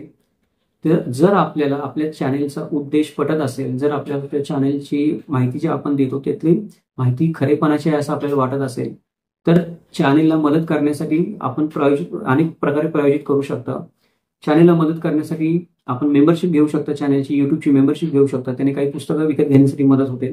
सुपर थँक्सच्या माध्यमातून आपण मदत करू शकता. जर आपल्याला थोडी एक रकमी जास्त मदत करायची असेल तर शक्य असेल तर गुगल पेच्या माध्यमातून आपण देणगी देऊ शकता जेणेकरून अजून चांगले संदर्भ ग्रंथ विकत घेता येतील आणि आपल्याला अजून चांगली माहितीपूर्ण व्हिडिओ बनवता येतील. इतिहासाचं असंच हे वस्तुनिष्ठ मूल्यमापन, चिकित्सक विश्लेषण आणि तर्कशुद्ध विवेचन पाहत राहण्यासाठी ऐकत राहा किमान तू लाईव्ह.